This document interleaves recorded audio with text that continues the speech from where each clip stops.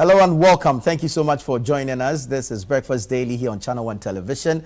I am Nana Tufo Boateng. Grateful for your time this morning. It promises to be an interesting show because guess what? The maestro himself will be here this morning and you don't want to miss that session. When I say the maestro, the music man, Kojo Entry, will be on the show today. And so you might just want to stay with us to enjoy some smooth, groovy music from the music man himself. But before all of that, we're going to be bringing you interesting conversations on some topical issues. We're going to discuss subjects or topics that will help shape our nation, shape our communities, shape our local assemblies, our areas. All right, so stay with us, but join us with your thoughts, your comments, and contributions. We don't sit here and pretend to know it all, not at all. We fall on your wisdom, your experience, your knowledge to do what we do. And so we ask you to join us with same, share with us your thoughts, your comments, and contributions. And you can do so via our WhatsApp number, which is on your screens. You can join us on our socials. We're streaming live on Facebook. We're streaming live on YouTube. We're interactive on X, formerly Twitter. We're very engaging on Instagram. And we have some exclusive video content for you on TikTok as well. So please go follow, go subscribe, go share, and hit the like button. All right. Then whilst at it, drop a comment under the many posts that we do make. This is Channel One Television, and you're watching Breakfast Daily with me, Nana Tufo Boateng. Now let's remind you that as Ghanaians, we need to contribute our quota to developing this country. We need to contribute our widow's mite to building our own nation, to shaping our future and ensuring that the next generation will inherit a better place. All right. And that's why we're asking all of you to eat Ghana and to build Ghana. Let's eat Ghana and build Ghana. This is the only country that we have. And so we must protect it with all that we have, all our might, all our strength. So let's eat Ghana. Let's build Ghana. We're eating to stay healthy, but we're contributing to the livelihood of a local farmer. We're contributing to the Ghanaian economy. So anytime you have to make a choice on what to eat, please consider Ghana first. Anytime you have to make a choice to eat, please consider Ghana first. So eat Ghana rice. And anytime you choose Ghana rice, you support a farmer, you strengthen the city, and you keep jobs right here at home. So let's eat Ghana, let's build Ghana. Let your meal make a difference. Choose Ghana first. Taste the effort, taste Ghana. Eat fresh, eat Ghana, build the future. Fresh from our farms to your plate. Eat fresh, eat Ghana, build the future. Fresh from our farms to your plate. So let's consider this anytime we go to the market. Our first option should be locally made produce, locally made rice. Let's eat Ghana, let's build Ghana. The Eat Ghana, Build Ghana initiative or campaign is brought to you by 97.3 City FM and Channel One TV, and it's in partnership with Agri Impact Limited, the MasterCard Foundation, and the 24-hour economy and accelerated export development. So let's eat Ghana, let's build Ghana. Let's all join in this campaign and let's push it to the max. All right, we're still in the month of love. It's February and there's love in the air. There's love everywhere. Listen, if you don't know what love smells like, just step out and take a deep breath. All right, breathe in the fresh air, and then at least you have a semblance of love. This is the love of God that he has bestowed on us, and there's no love like Jesus Christ. But as human as we are, we have emotions, and love is one of our greatest emotions. So this month, we're helping spread love. And so we call it Love in the City. It's on 97.3 City FM from the 2nd to the 13th of February 2026 from 10 a.m. to 12 p.m. each day. The hashtag is your boo, your boo. It's your boo, your boo. Hashtag it on social media, but don't forget to also hashtag Branch in the City, because that's the show on which we're bringing you Love in the City. Love will be calling. Will your boo answer? And that's the big question for the season, the big question for the period. Love will be calling. Will your boo answer? And so join us on Branching the City for Love in the City with the hashtag It's Your Boo, Your Boo. Love in the City is brought to you by 97.3 City FM with support from Channel One TV, and it's sponsored by Africa World Airlines AWA, Africa World Airlines AWA, and 4 Points by Sheraton, 4 Points by Sheraton, as well as Cream Bakery. I want to say thank you to Africa World Airlines AWA. I want to say thank you to 4 Points by Sheraton, and thank you to Cream Bakery for being part of Love in the City. We appreciate you so much, and we thank you for coming on board to help us spread love in the month of February, what we call the month of love, or if like chocolate month. So from the month of love, we'll go to the Heritage Month. The Heritage Month is in March. We have dedicated the month of March as our Heritage Month, where we get to celebrate our culture, our tradition, our way of life. And we ask that you join us in this month of March, which we call our Heritage Month, for all the activities that will be rolling out, okay? We're going to have on-air series where we look at our history as a people. We'll look at some recognizable individuals and what they have done for this country. We'll look at some of the events and how we celebrate them or we mark them in this country, all as part of honoring our heritage, okay, as a people. But we begin with the Heritage Caravan. So from the 1st to the 8th of March, 2026, we will be traveling 14 regions out of the 16 regions of Ghana in 8 days. And it's our 10th anniversary. So this one is specially curated to give you a wonderful experience, memories that will live on forever, networks that will be established, bonds that will be created, and of course, businesses and business opportunities that will be discovered on the Heritage Caravan. Now, all this is made possible because some organizations, some institutions have decided to contribute and to sponsor the Heritage Caravan. We couldn't have done this on our own. And so this one, we want to say thank you to all sponsors. Hollard Insurance has been committed to the Heritage Caravan, and they are back again. We want to say thank you. Omni Basic Bank, not just another bank, is also a sponsor. Thank you to Omni Basic Bank. Gino is a product from GB Foods, and they're also sponsoring the Heritage Caravan. Grateful to GB Foods. And there's Didi Shito. They say it is homemade taste. You understand? So the shito, when you taste it, it's like you're eating from your mama's kitchen. There's also a product from GB Foods, and we say thank you to GB Foods for sponsoring with the Gino and Didi Shito. Thank you so much to GB Foods. Now let's say thank you to Piva Beverages. Yesterday they were on the show. We heard it from them. They actually had some giveaways on the show yesterday, and that's how generous, how benevolent Piva Beverages is. They are back on the train with us. They're sponsoring with their drinks and their water, refreshing us, keeping us hydrated throughout the entire trip. So thank you to Piva Beverages. Nanesh Rice is making the debut, first time sponsoring the Heritage Caravan. And if you know, you know. I mean, you don't need to be told. Whether it's your rice water, whether it's your wache, whether it's your angwamu, your jollof, your plain rice, just name it. Nanesh Rice. Absolutely wonderful. The taste is amazing, and it's very nutritious as well.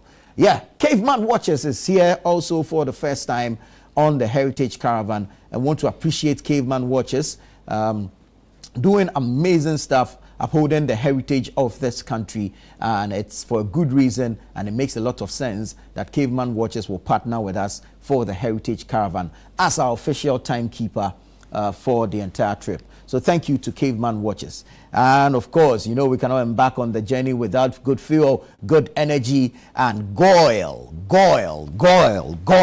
Thank you so much to Goil for bringing that good energy to a very good vibe on the Heritage Caravan. They'll be fueling us across the length and breadth of this country, and we appreciate Goil so much. Thank you to Goil for being part of the Heritage Caravan.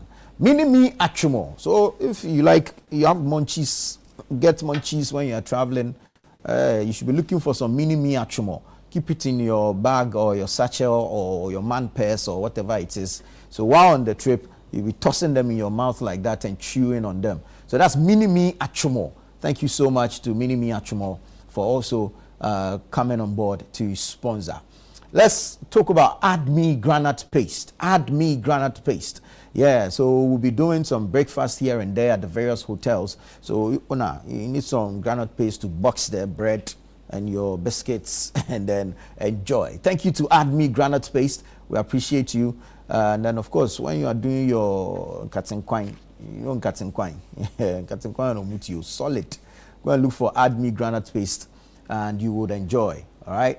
So thank you to Add Me Granite Paste for also coming on board. Thank you so much to Add Me Granite Paste. We appreciate you so much. So all our sponsors this morning, we say thank you, God bless you, and let's continue with this relationship that we've established, and let's keep going so we get all Ghanaians, both home and abroad, and of course all foreigners interested in knowing our heritage, interested in knowing our culture, to come aboard the Heritage Caravan. We take off from the 1st to the 8th of March, and we promise you a wonderful experience. Now, let me show you how to keep track with us. One way to keep track with the caravan if you're unable to go on the journey with us. You can do so by downloading the Channel One News online app on the Google Play Store, because we'll be given updates, okay?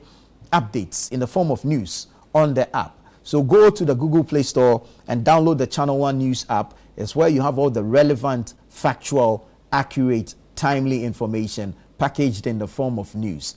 All right, so download the Channel One News app from the Google Play Store and you're good to go. You have access to the news. Now let's bring it home and let's go into the newspapers for today. The dailies are here. Let's check out the stories that are making the front pages. I'll start off with the Ghanaian Times. Front page of the Ghanaian Times says, at 2026 mining in Daba confab, come invest in Ghana. Lands Minister woos industry captains.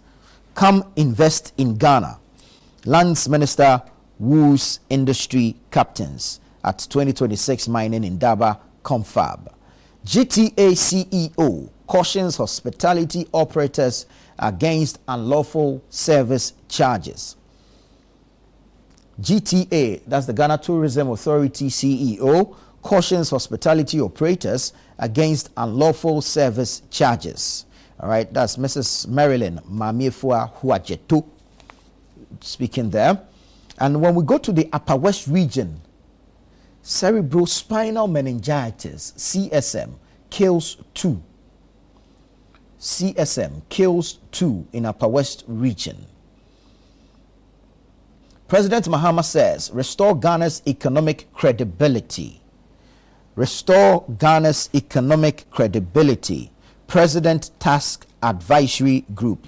So yesterday, the president launched or inaugurated an advisory group on the economy, and he has tasked them to restore Ghana's economic credibility. 2 arrested for alleged prison drug smuggling. 2 arrested for alleged prison drug smuggling. That's on the front page of the Ghanaian Times. Let me take you to the back page real quick. Back page says, government assures completion of Axim Sea defense. Government assures completion of Axim Sea defense. And then you have GTA. GTA launches 2026 National Chocolate Month. GTA launches 2026 National Chocolate Month. So that's on the back page of the Ghanaian Times. Let's go to the Daily Guide. Front page of the Daily Guide. Scholarship Secretariat scandal. NIB grants sick in cancer bail after minority protest.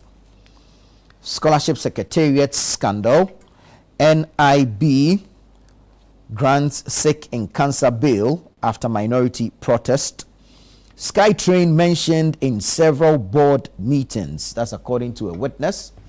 SkyTrain mentioned in several board meetings.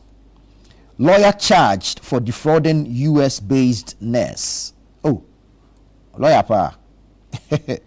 Lawyer charged for defrauding US-based nurse. To some politics, I'll work to win power for NPP. I'll work to win power for NPP. That's the newly elected flag bearer of the party, Dr. Mahamudu Bawumia, speaking there. Man grabbed at KIA over cocaine in Gari. Man grabbed at KIA over cocaine in Gari.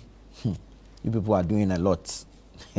Man grabbed at KIA over cocaine in Gari. So that's the Kotoka International Airport. So that's Daily Guide newspaper. Let's go to Daybreak. Daybreak says NIB reverts to BNI. Oh, well, are we changing the name again? You know, it was the Bureau of National Investigations, BNI, and then we changed to the National Investigations Bureau. This story on the front page of the Daybreak newspaper says NIB reverts to BNI. Well, IGP Yohunu promotes 12,802 police officers. Hey, Mr. IGP. After 1 year, we've promoted 12,802 police officers. But of course, if they are deserving of it, why not? IGP Yohunu promotes 12,802 police officers. MIF positions Ghana for sustainable returns from minerals. MIF is the Minerals Income Investment Fund. MIF positions Ghana for sustainable returns from minerals. That's according to the Lands Minister Emmanuel Ama Kofi-Buah. The Bawumia story is here also. I will work relentlessly for NPP victory. I will work relentlessly for NPP victory. That's according to Dr. Mahamudu Bawumia. So that's the front page of the Daybreak newspaper. Let's get some insights from the Insight newspaper. The Insight newspaper says, massive transformation to hit Ghana's cocoa sector. Government unveils sweeping reforms today. Massive transformation to hit Ghana's cocoa sector. Government unveils sweeping reforms today. Mahama launches Economic Presidential Advisory Group to steer Ghana's growth. Mahama launches Economic Presidential Advisory Group to steer Ghana's growth. MEF positions Ghana strongly at Indaba 2026. Asiedun Ketia, the steward of NDC who must not vacate the chairmanship of the party. And then you have Busa Community Honors Chief Nab Azantilo II with colorful reception. Puerto Rico, Venezuela and US weaponized colonialism. Puerto Rico, Venezuela and US weaponized colonialism. It's inside the Insight newspaper. And then you have elected US officials, artists and organizers denounce Trump's tactics of starvation against Cuba. Right, so that's the Insight. Let me bring you the Daily Graphic. Daily Graphic says, Parliament approves 9.27 billion cedis for NHIA. Mahama gets 2.90 billion boost. Parliament approves 9.27 billion cedis for NHIA. Mahama Cares gets 2.90 billion cedis boost. Rotary International President in Ghana for historic visit. NACOC to start licensing cannabis cultivation for medicinal purposes. About time. It's about time. NACOC to start licensing cannabis cultivation for medicinal purposes. We've been losing too much money on this. And so, yeah, that's a good move. Lands Minister woos mining investors at mining in Indaba. Back page says, Upper West records 15 suspected meningitis cases, 2 deaths. Upper West records 15 suspected meningitis cases, 2 deaths. That's the back page of the Daily Graphic. And then your Fisheries Ministry engages industrial trawler operators, warns of possible EU red card. Fisheries Ministry engages industrial trawler operators, warns of possible EU red card. So that's the Daily Graphic newspaper. Let me take you to the Chronicle. Chronicle says police dispatch a Trojan horse after robbing a 77-year-old lady and a police officer. Hey. Police dispatch a Trojan horse after robbing 77-year-old lady and a police officer. Lands Minister courts global investors at 2026 mining in Indaba. Scripture for today is from 2 Corinthians 11 verse 12, and it says, "And no wonder, for Satan himself masquerades as an angel of light." 2 Corinthians 11:14, "And no wonder, for Satan himself masquerades as an angel of light." So that's the Chronicle newspaper. I wrap it off with the New Republic. New Republic says MIF drops royalty model, opts for equity and partnership as CEO sells Mahamad's vision at Indaba. NPP suicide squad on cannibal mission. The NPP organizer race threatens to consume its own. Cocoa sector shakes. Wale Kraus. Okay. Wale crows for Mahamas and Kokonketenkete. I'm not sure what this means. Okay. Mahama assembles war cabinet. Pianim, Jonah, Dufour, Yamsen, Afede features in economic rescue squad. Nakok opens door for weed cash crop. So that's the New Republic. All right, now let's go online and let's bring you some stories from our web portals. Let's go and start off with channel1newsonline.com. What stories are we leading with this morning? channel1newsonline.com. Today is Thursday, the 12th of February 2026. Let's go check out some of the stories from channel1newsonline.com. Mahama directs stakeholders to revive Teshi desalination plant. Mahama directs stakeholders to revive Teshi desalination plant. Historian explains why past governments retain Kotoka Airport name. Historian explains why past governments retain Kotoka Airport name. Ayawasu East by-election. NDC vows heavy defeat for MPP. Ayawasu East by-election. NDC vows heavy defeat for NPP. 5 candidates filed to contest Ayawasu East by-election. Kofi Ofosun Cancer granted 500,000 CD bail to report to NIB on Thursday. I will win Ayawasu East by-election on merit. That's according to the NPP's Baba Ali. Police investigate alleged arson at Grace Mountain Ministry. Man arrested for alleged murder of woman at Dominase Anian Market. Kofi Ofosun Cancer to face court Thursday. Cabinet approves major reforms in cocoa sector. IEAG, Importers and Exporters Association of Ghana, says gold boards direct gold buying threatens fair competition. All right, let me take you to citynewsroom.com and bring you some stories from there as well. Citynewsroom.com. Let's look at what stories they are leading with this morning. Okay, IEA says 7 in 10 Ghanaians are worried about food or rising prices of food. 7 in 10 Ghanaians worried about rising food prices. MTN Ghana sets benchmark across group, plans $300 million investment in 2026. Why Rawlings, Achampong, and other regimes retained Kotoka Airport name. Why Rawlings, Achampong, and other regimes retained Kotoka Airport name. Ayawasu East by-election. Vote buying controversy won't affect Baba Jamal. That's according to the NDC. Discipline key to national progress. That's Professor Akosa. 24-hour economy rollout was delayed to prevent politicization. That's according to Ata Issa. 68% of Ghanaians approve of Mahama's performance. That's according to an IEA survey. So go online and you get details of these stories and more. citynewsroom.com as well as channel1newsonline.com. This morning we want to say happy 70th birthday to Victoria Ofoi, aka Teacher Vic. We thank God for his boundless grace and mercies he has bestowed on you and humbly ask for more. This is from your children, Kwesi Akolache, Solace Amate, your siblings, grandchildren, and the entire family. So happy birthday to you, Teacher Vic, also known as Victoria Ofoi. Stay with us here on Breakfast Daily. We'll take a quick break and return with a news review segment.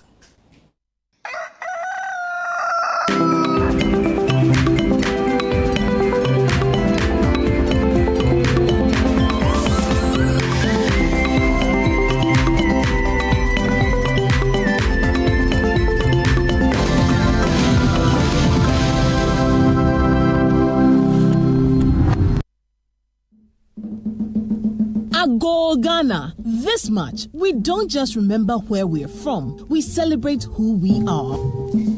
Our stories, our culture, our rhythm, our pride. And it all begins with an evening designed to set the tone for an unforgettable Heritage Month. Join us as we officially launch the Heritage Month 2026 in grand style, color, and culture. Date is Wednesday, 25th February 2026. The venue is the Channel One TV Gardens. The time is 5:30 p.m. prompt. It will be an evening of culture, conversation, music, fashion, and storytelling as we unveil the exciting lineup of events and programs specially curated for you this March. From powerful cultural experiences to engaging community moments to celebrations that connect generations. The Heritage Month 2026 promises something for everyone. This is more than a lunch. It's a gathering of cultural lovers, a meeting of tradition and modern expression, a night that sets the heartbeat for the month ahead. The Heritage Month Launch 2026. We will see you there.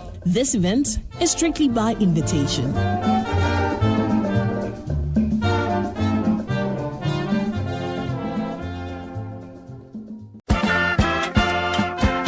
We are gearing up for the trip of a lifetime. Heritage Caravan 2026. From 1st to 8th March 2026, 8 days, 14 regions, one legendary caravan. We're touring Ghana in the most spectacular way on the Heritage Caravan, exploring the beauty, history, and stories that make our nation unique. Rolling out from Greater Accra through Eastern and OT, up north to the Northern and Upper East, and all the way to the Western region, hitting iconic destinations across Ghana. The Heritage Caravan 2026 will be fun, educative, refreshing, and most of all, remarkable. Stay connected. Follow Channel One TV and 97.3 City FM across all social media platforms for updates and join the conversation using the hashtag Heritage Caravan 2026. The Heritage Caravan 2026 is powered by Channel One TV with support from City FM. And it's proudly sponsored by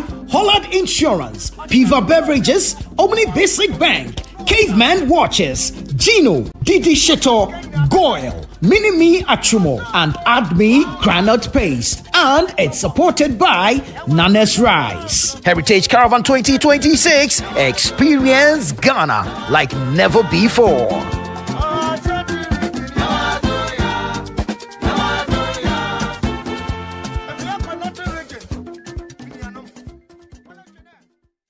I need someone to call my own. This February, the month of love, Brunch in the City brings you Love in the City, a warm celebration of romance, connection, and heartfelt moments. From sweet confessions to unforgettable surprises, Love in the City creates space for love to be felt, shared, and celebrated. Love is in the air, and this Valentine's season, hearts are taking center stage. But the big question remains, is your boo truly your boo? Well, join us from 2nd February to 13th February on Brunch in the City and let love lead the conversation. Love in the City. Let's put love to the test. Only on 97.3 City FM. Love in the City 2026 is powered by City FM with support from Channel One TV, and it's proudly sponsored by Africa World Airlines, 4 Points by Sheraton, and Cream Bakery Russia.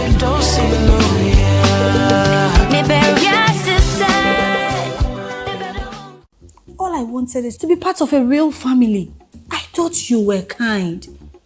Akoli, I offered you money. got you a hotel for a few nights. That was the best I could do. I wanted little dignity and shelter. I promised I wouldn't speak of that night. I promised I would help around the house. Cook, wash, keep quiet, and I met it. You make it sound so simple. It was simple until you made it complicated. Aquile pregnant. For you? Fifi. I didn't say she was pregnant for me. All I said was she was pregnant. She said you know who the father of that child is. And we both know what that means. Any problem? No, Your Highness. Good. Then continue your royal duty with gratitude. Permission to resign. Denied. The Blank Saints, coming soon on Channel 1 TV.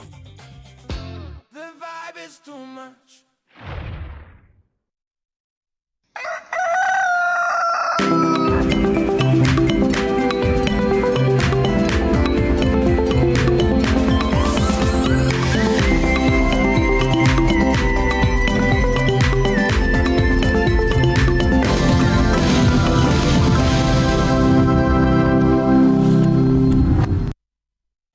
Hello there, grateful for your time. Thank you so much for joining us. This is Breakfast Daily here on Channel 1 Television. I am Nana Tufu Boateng. It's time for the news review segment where we pick some of the topical issues. We invite our guests in studio and of course they bring varying perspectives to the issues that will be discussed. However, we invite you to join us with your thoughts, your comments and contributions. It is an interactive show, so do well to send us your thoughts via the WhatsApp number on your screens. You can join us on our socials. We're streaming live on Facebook and on YouTube. We're very interactive, very engaging on X and on Instagram as well. So let us know what you think about the subjects that we'll be discussing and of course the positions and perspectives of our guest as well. Let me say good morning to the Honorable Collins Adumako Mensah, Member of Parliament for Efija Kwabre North. He's a member of the New Patriotic Party, NPP, as well. Honorable, good morning. Morning, my brother. We haven't seen you in a while. Yeah, that's true. That's true. That's true. It's been a roller coaster year for me. But I promise your producer that I'll be regular. Very well, very well, very well. Yeah. It's been a busy first month of the year. You went into your presidential primaries. Yes. Now you are done with that, so you're charting the path forward. Yes. I think let me congratulate the eventual winner, Dr. Mahmoud Bawumia, and to the leadership of the party for arguably one of the most peaceful elections we've had internally. I mean, 276 voting centers, not a single reports of any disturbance. Right. It was done in a very conducive atmosphere. The police provided 70 policemen per each polling station. And everything went on very smoothly. In my constituency, by 12 o'clock, about 98% of the delegate had voted. But of course we had to wait for the stipulated time, 2 o'clock, to count. Very smooth. The result was quite emphatic, and so you've realized that all the losing candidates have graciously accepted the verdict.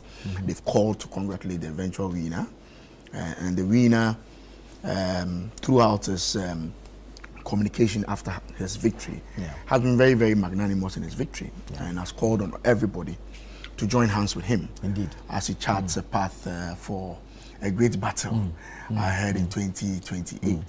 The minority visited him to inform him of our unflinching support, irrespective of where each member of parliament stood or supported during the elections. All of us have gone to visit him and to assure him of our support. I've seen that the various groups within the party have visited him. Yesterday, the national executives visited him to assure him of their support. I've seen Mr. Brian Champong give him a call. Mr. Kennedy Japan has given him a call. And I think if we move on this way, with this unity of purpose, 2028 is going to be an interesting year. We look forward to it. We look forward to it. Efija Kwabre North, is this a cocoa growing area? Yes. Yes, it is. It is. So you have a lot of interest in the cocoa sector. Absolutely. And all that is happening. I'm being hit heavily. Right. So I have about 60% of the population into farming. Right. And out of this 60%, about 35% is to pure cocoa farming. So 2 weeks ago, I was in the constituency. I mean, I stayed there a week to the election. I was in the constituency, visiting delegates and talking to them. And it's tough. It's tough because all the grammar and English we are speaking in Accra, they don't really get the head or tail. For them, they farm from January.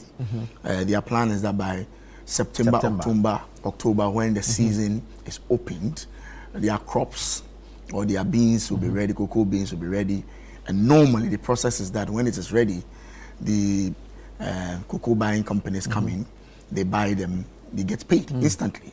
So for them to have presented their cocoa beans, and since November, they are now hearing that cabinet is now having a retreat or an emergency meeting to fashion out a way to get them paid. It's quite a difficult process.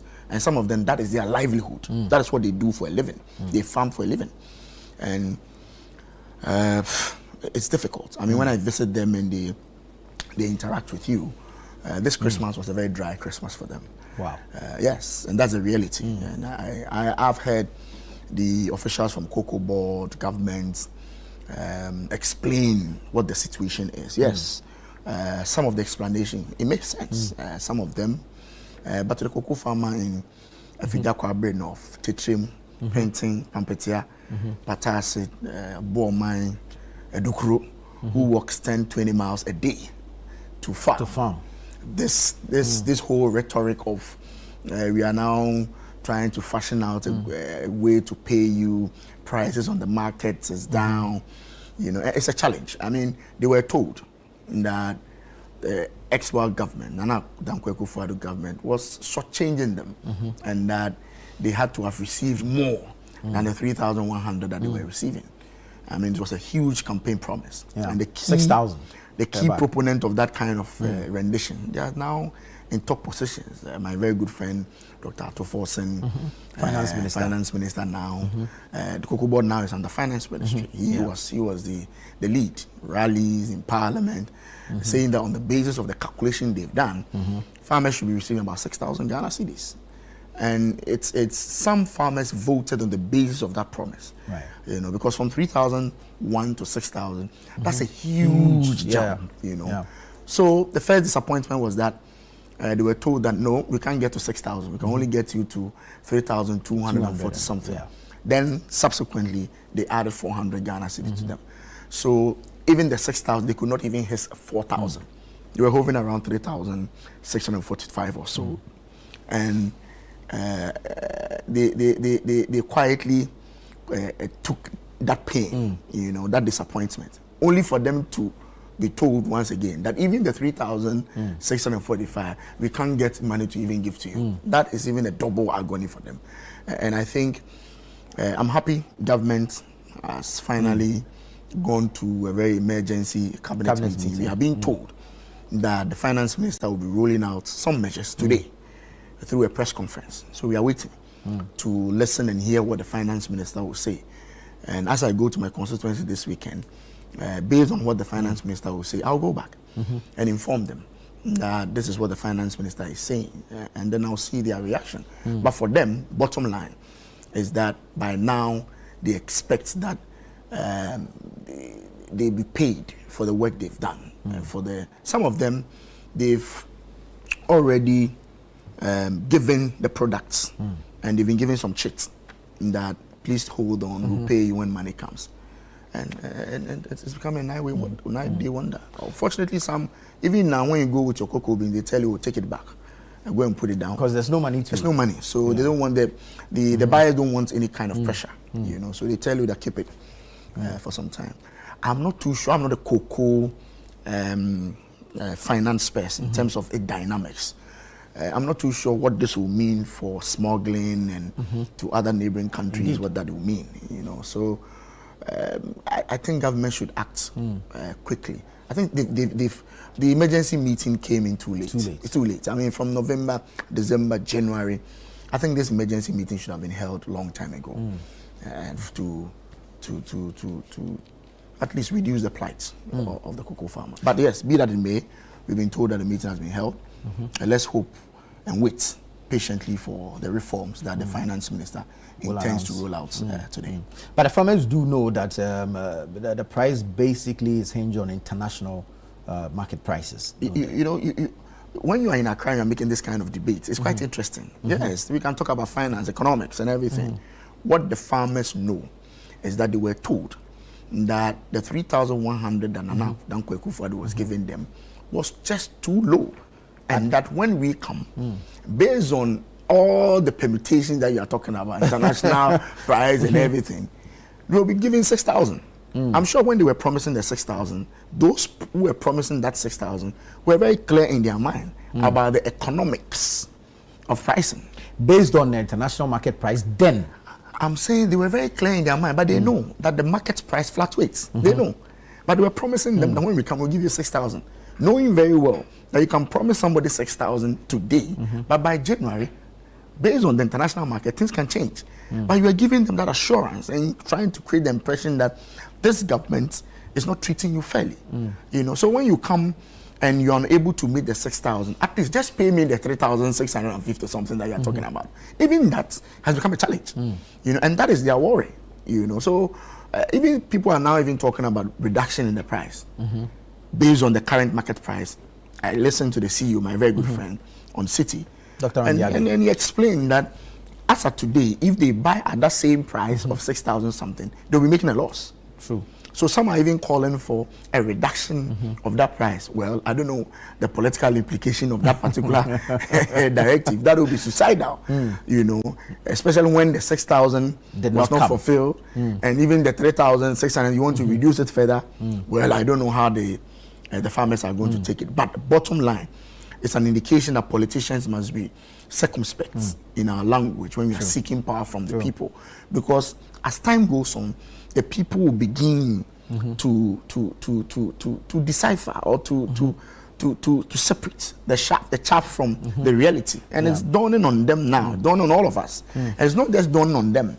For us as members of parliament from rural areas, it's a big deal. This Christmas and January, I've had a little bit of increase in the request for school fees payment.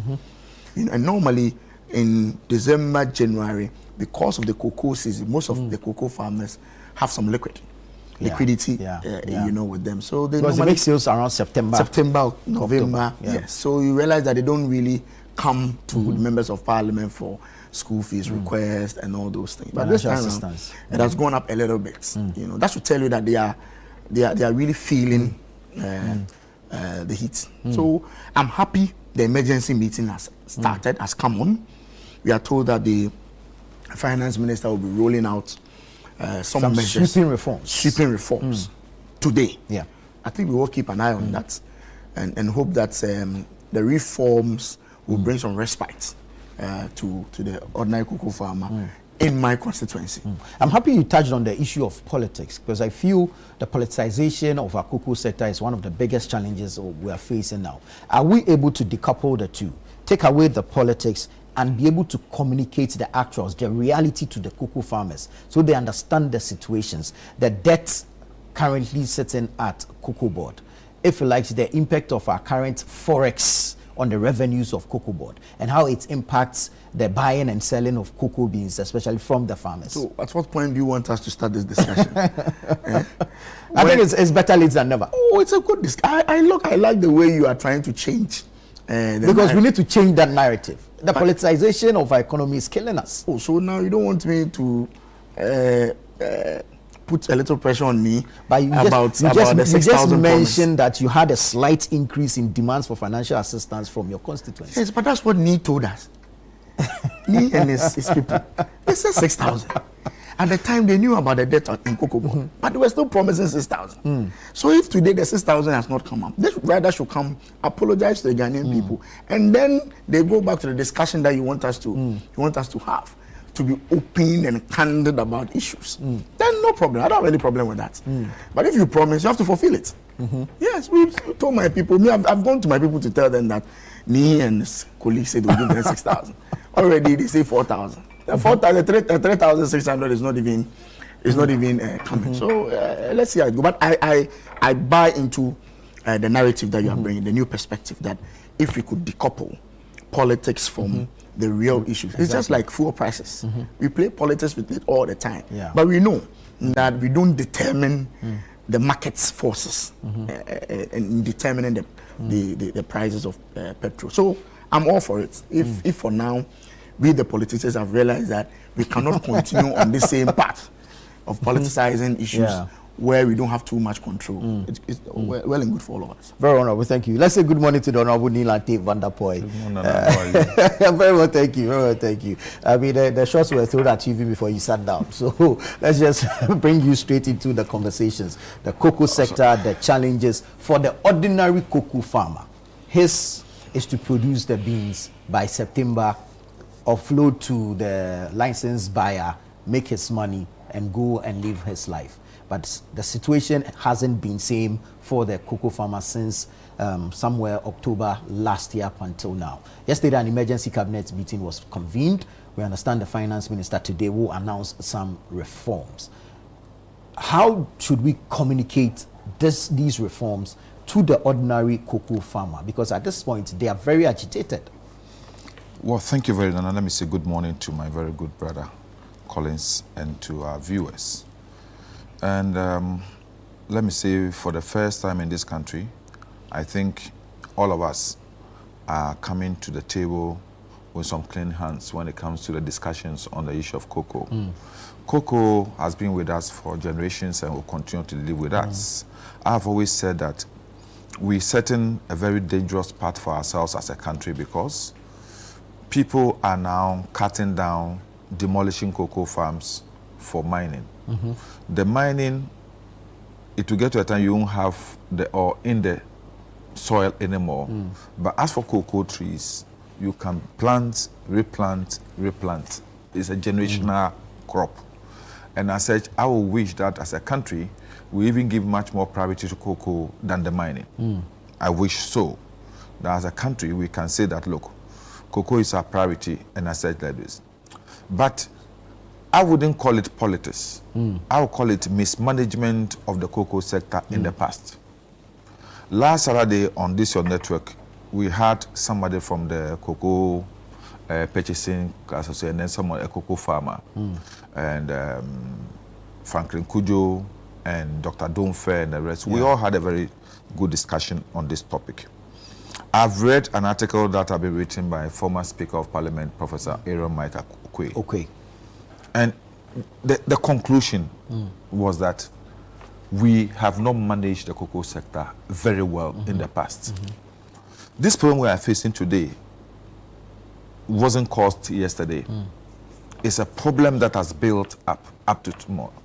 The worst part was between 2023 and 2024, when, in spite of the fact that government bought cocoa beans, government failed to honor its responsibility towards the farmers. And this was transferred on, not only the farmers, but also to our buyers, and also to even those who buy the cocoa from us, because we have backlog of seeds that we are supposed to even supply that we have not been able to supply. All these are debts that has come. In the past, all of us have had cause to even complain about the way the management style of Cocoa Board, for example, where they were spending so much money on administrative expenses as against their operational, let me say, demands. Talk about lavish lifestyles of chief executives and board members of Cocoa Board in the past.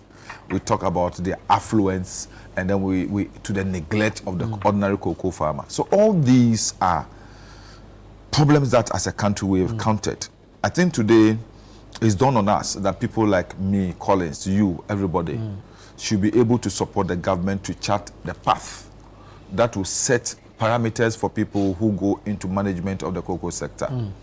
We should agree on the things that are permissible and things that are not permissible. Why should the cocoa farmer continue to toil, sell to you, and then go through a harrowing experience of getting his money, whilst people at Cocoa Board are just living anyhow? Exactly. And I think those are some of the things that Randy has talked about. He talked about the sort of administrative expenditure that had been done in the past. and its overbearing effect on their revenues. The issue is that you always go to borrow to buy, to finance it. So why do you end up? So your focus should rather be how to save money to be able to pay for the things you buy to sell. Right. But rather you end up to spending the money on yourself. And then when it comes to the time that you have to buy, you go and borrow to go and buy. It's like the old cliche, our time that you understand? When we're growing up, we were taught that when you are in debt, you don't eat sardine. You eat a man because you are in debt. So you cut your coat according to the size of your cloth. But over the years, Cocoa Board has lived above its means and always eating into what they don't even have.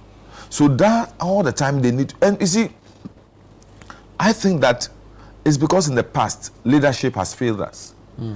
Because these issues came up seriously in the past regime. I remember, colleagues will bear me out. I remember, we had a very relentless argument at the committee of the whole when we were discussing the cocoa syndication loan. And we all said, like, the path that the former Minister of Finance was treading was going to be very dangerous for us. And where did it get to? Nothing. I think the good thing for us is that the presidency today has taken the decision that this could become a very dangerous cancer for us.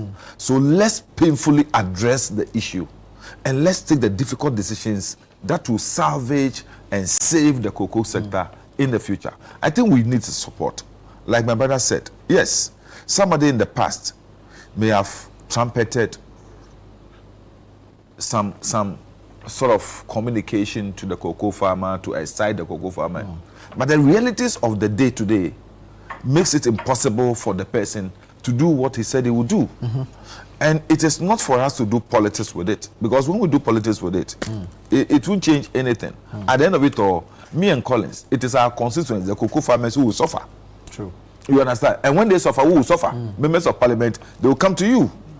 So it is, those are the things we have to look at.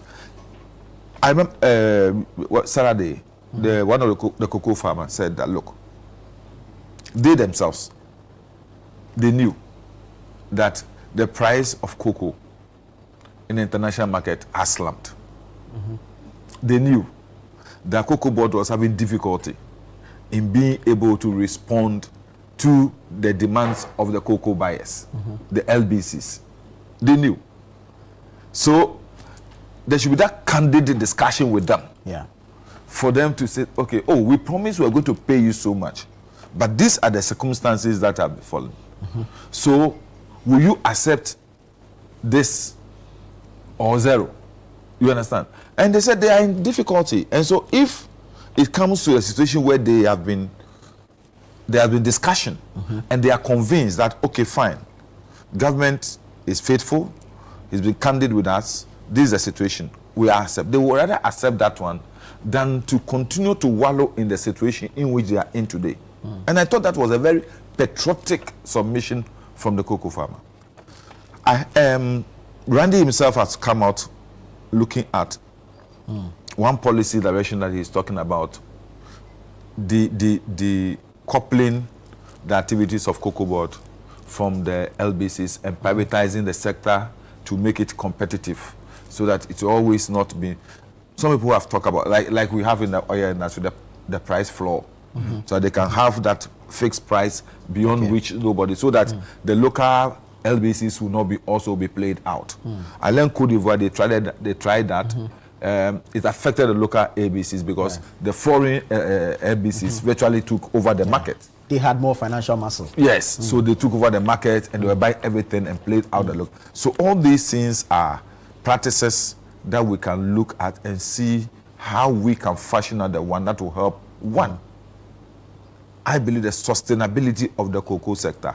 And two, to have the farmers in cocoa not losing interest in the production of the crop and as I said, selling their lands to miners, galamseyers, but rather having the impetus to want to even improve upon and expand their farms. so that we can continue to have cocoa as our main foreign exchange earner of this country since the days of our independence. There's nothing we can do about it. Cocoa is Ghana, and Ghana is cocoa. There's no other foreign exchange product that I would say, as a human being, as a Ghanaian, I would proudly want to associate with more than cocoa. So it is something that we must look at. And I think that Collins has said something. I wish all his colleagues will not get up today and go to the farmers and start saying, you see, they deceived you. They said they will give you this. So you voted for them. And today look at what they are paying you. It will not serve any purpose. I've heard somebody standing at Ayawaso East campaigning and already going on that tangent. I look at him and say, look, you may score a political point today, but it cannot sustain you tomorrow.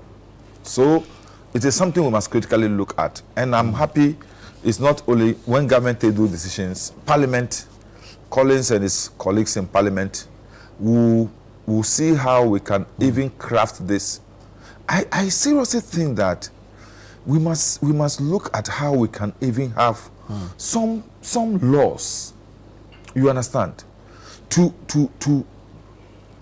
protect the practice of the cocoa sector in a way that no government will be able to take certain decisions that will go to affect the interest of the cocoa farmer and also affect Ghana's interest in cocoa production.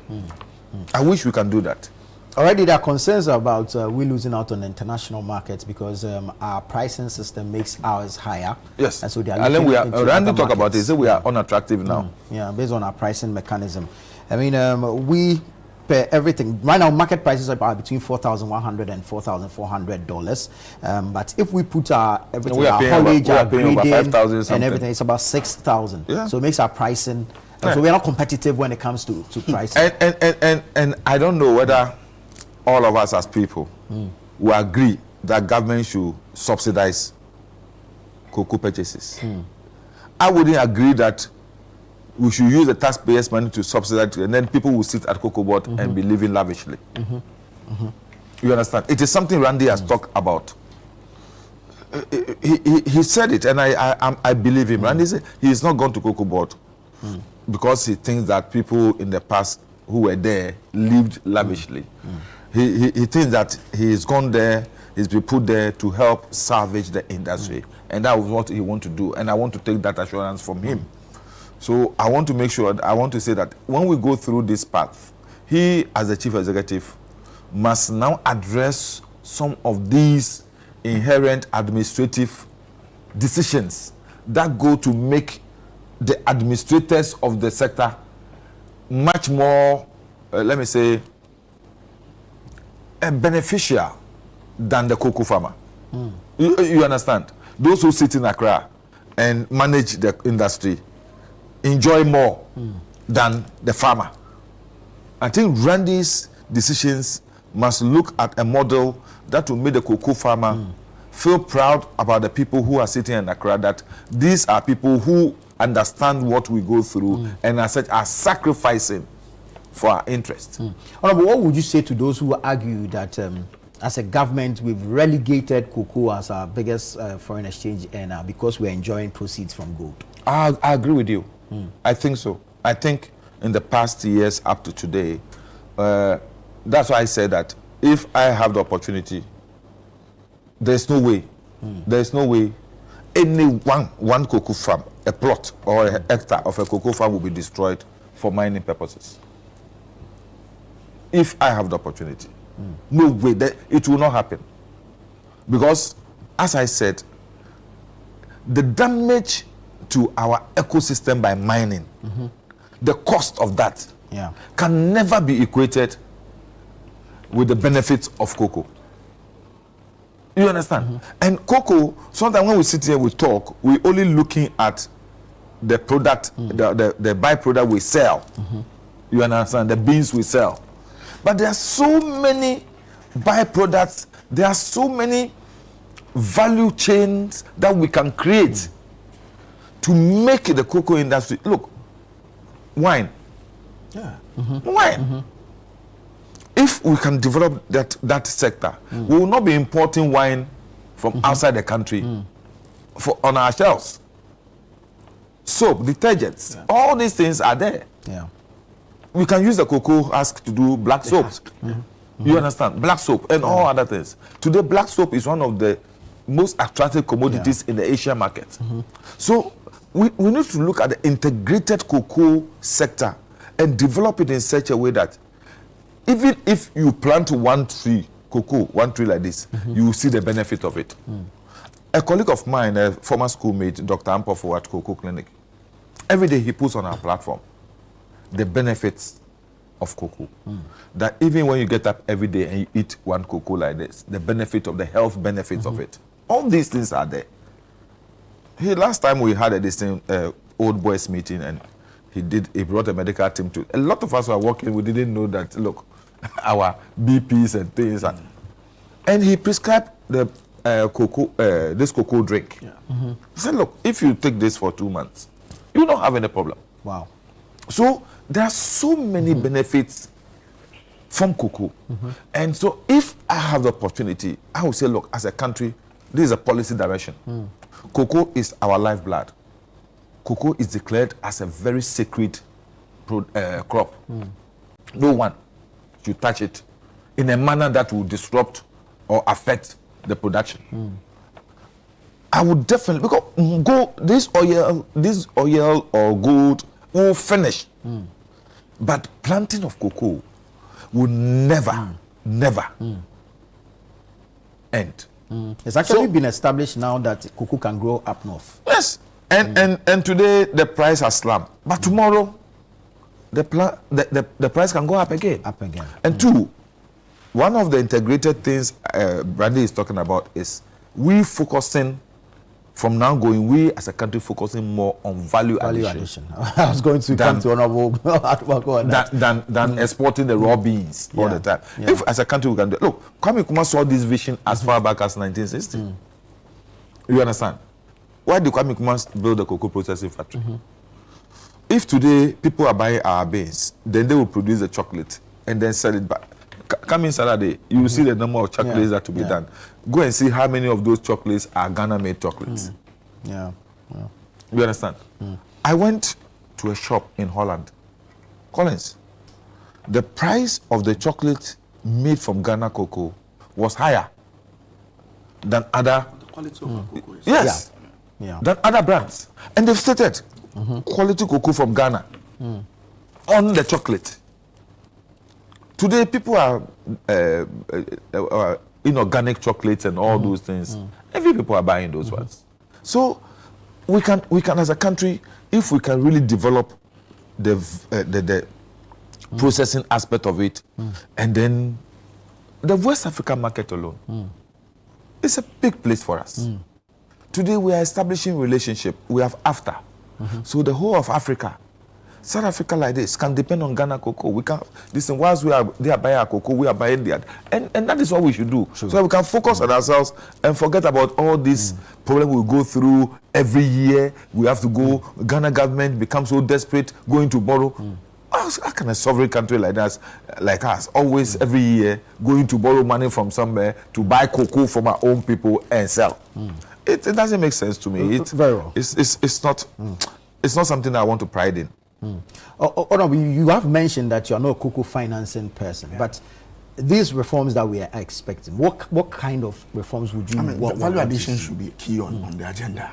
I mean, we've talked about value addition, successive governments, but we've not seen much being done on that aspect. I also heard Randy talk about that they coming to Parliament with an amendment of the Cocoa Act or something to inculcate in it some of the things that Nee is talking about.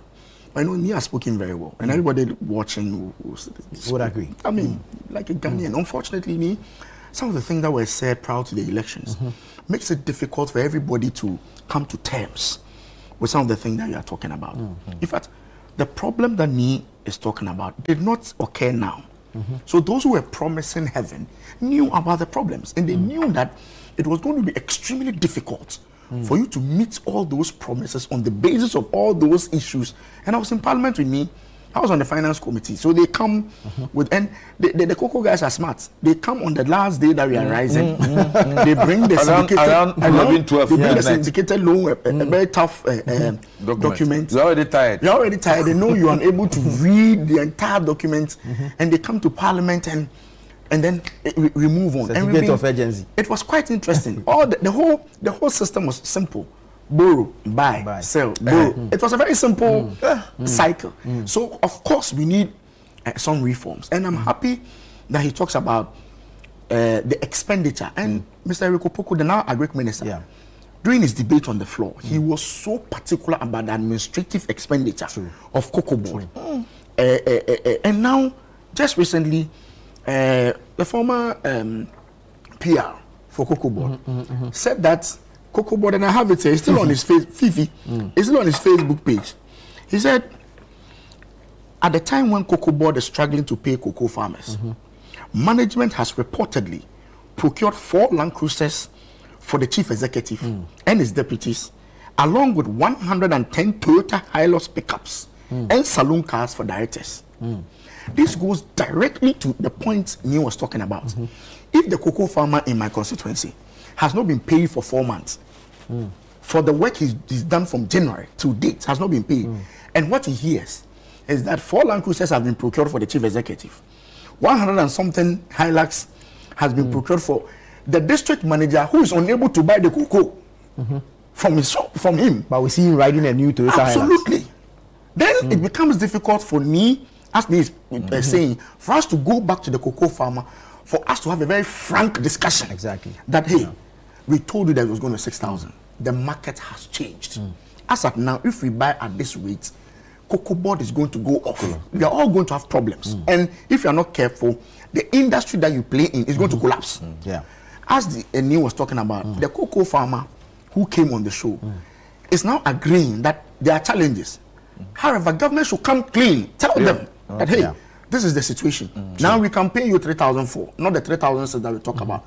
Let's bear the brunt now. When things improve. When things improve, exactly, we will all come back together and enjoy. I think that should be the narrative. I'm just hoping that today's discussion on reforms, in fact, when you talked about gold and cocoa and the fact that government is now more focused on gold, even the fact that the emergency cabinet meeting happened just yesterday is an indication that government is more comfortable with the gold process that is coming. So they were not too, in fact, hitherto, cocoa was our main foreign exchange. You can imagine if for the past 4 months, cocoa was not bringing in as much and there was no gold as we have now. That this emergency meeting would have been happened in October. Happened in October. But it's October, they were not paid. November, they were not paid. December, they were not paid. January, they were not paid. He had to take the president to say, hey, everybody, now let's sit down and talk. It's been almost 4 months. That in itself tells a story that we are getting what we used to get from you from somewhere else. So the sense of urgency we attached to cocoa absolutely has come down. And I'm telling you that even the timing of the emergency meeting is an indication of government's reluctance because of they getting something similar from another area. But as Neil said, these are depletable. Just yesterday we received on the Energy Committee a report on our oil reserve, and it is depleting. It is depleting because it's a certain quantity. So the more you drill, it's not infinite. It's not infinite. It's not infinite. So it will come down until you discover more, and you continue to drill the same area. You will have issues. Anytime we discover a well, we say, this well is for 25 years. Yes, you know the quantity. You know the quantity. You know the duration. Yes. In fact, all the petroleum agreements are within 25 to 30 years. Yes. So they know very well that within 20 to 30 years, there will be an issue. And that's why we even have heritage funds. Because they know that if you don't keep some, at the end of the day, we'll have issues. So it's a good conversation. I think that I can promise me that on my part, the discussion after today's announcement on the reforms we should look at it from a national point of view, and how to save the industry rather than Collins, I'm not cutting you, but I don't think today's announcement could be enough for the reform of the cocoa sector. drastic and radical reforms will need to be there. So maybe today's announcement will be the path to a comprehensive stakeholders consultation and this thing to see how we can change. Yes, because the minister alone between yesterday's meeting and today cannot really be find able all to the fashion solutions. out. Yes. Yeah, but so at this point in time, you talk about whether Ghanaians will be prepared for governments to shoulder the burden now.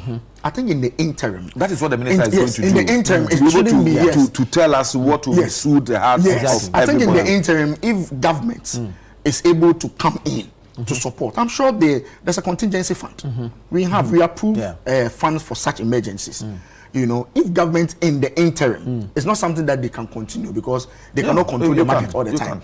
But in the interim, if government says, okay, I'm devoting some 10 billion to take care of the beans that we've bought that we are unable to pay for now, so that subsequently the market will determine going for how things. I don't think that will be out of place in the interim to cushion the cocoa farmer because it's been a little bit tough. Exactly. I mean, and you know how cocoa farming is done in our constituencies. People go and virtually read. Exactly. You know, they read. It's not unlike they actually prefer the old way of farming unlike the cereal farms where you can use the tractor to plow. No. Cocoa is weeding. It's weeding. You always have to clear the weeds under the and they do when it's physical and special because it's tree by tree. I met one of my cocoa farmers. So why aren't you using this chemical? It's quality. The quality of our cocoa is because of the way we do it naturally. Exactly. So they don't want to change the method of just always using some chemicals. And they spray and they it will affect the quality and it will be rejected on the international markets. You see them and it's very methodic. They do it in a certain way. Cocoa needs here, then you have some tree here. You ask them, oh, this is protecting that. They have a way of doing their things there. So if the person works from January to December or October and into the following year, February, he doesn't have any headway. It's a challenge. So let's wait. I think I agree with treating the thing as an emergency and then falling on the contingency fund. Yes. Because as it stands now, truth be told, Cocoa Board is not credit worthy. No. Yes. And our current CD dollar relationship is affecting revenues of Cocoa Board. Absolutely. The strength of the city. That's my problem with kind of Rata. The strength of the city. In 2023, 2024, for example, you can't declare the DEP and then now go and say you are going to borrow to come and buy cocoa. You understand? Yeah. And that is why he deceptively said now we are using another system of borrowing. We won't go to the international market. We allow we'll go for the syndicated loan. You understand? Local funding. Local. Because we were not attractive in the international market. True. And then unfortunately, mobilizing the local thing to after mobilizing local funding to the farmers were not paid. The LBCs were not paid. So the money that was mobilized, we don't know what it was used for. That's why I think that we must, so I was happy your guy on finance accepted, is it economic and Michael Edu? He was on the program with me. Yeah, he is with the energy committee. Okay. Just that his dad used to be the chief executive of Cocoa, so he has a fair idea and knowledge. And he accepted the fact that was a problem. That was a problem because if the local mobilization had been transparent and had addressed the problem that had been created before from 2021 to 2022. We wouldn't have come to where we are. But because that problem was not addressed, it's become, and he thought that the new administration will veer away from that system. Yes. But they continued. Yeah. You understand? It's an objective analysis. Yes. But Randy too explained that he's come to meet a system. There's no way he can radically immediately change that model. Because you left the international syndicating platform and came local. And we have just gone out of debt restructuring. Cocoa Board doesn't look attractive to go straight onto the international market. So he had to continue with the system. But now he thinks that there must be a new model to address the disease. So where we have gotten to, I think, what I like about the whole this thing is that Randy, unlike before, unlike Mr. Boayin Edu's time, have been very transparent, has come out, put the facts on the table, all of us.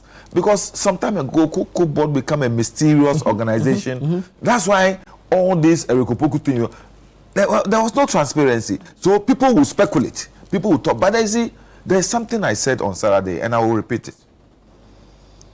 If you are in government and you allow voices to determine your action, you always will make a mistake. You understand? Sometimes you need to take critical decisions. Look, for example, I was part of government that took a critical decision on the issue of how to fund tertiary education. You understand? And we took the decision in the interest of the state, even though politically we suffered for it. You understand?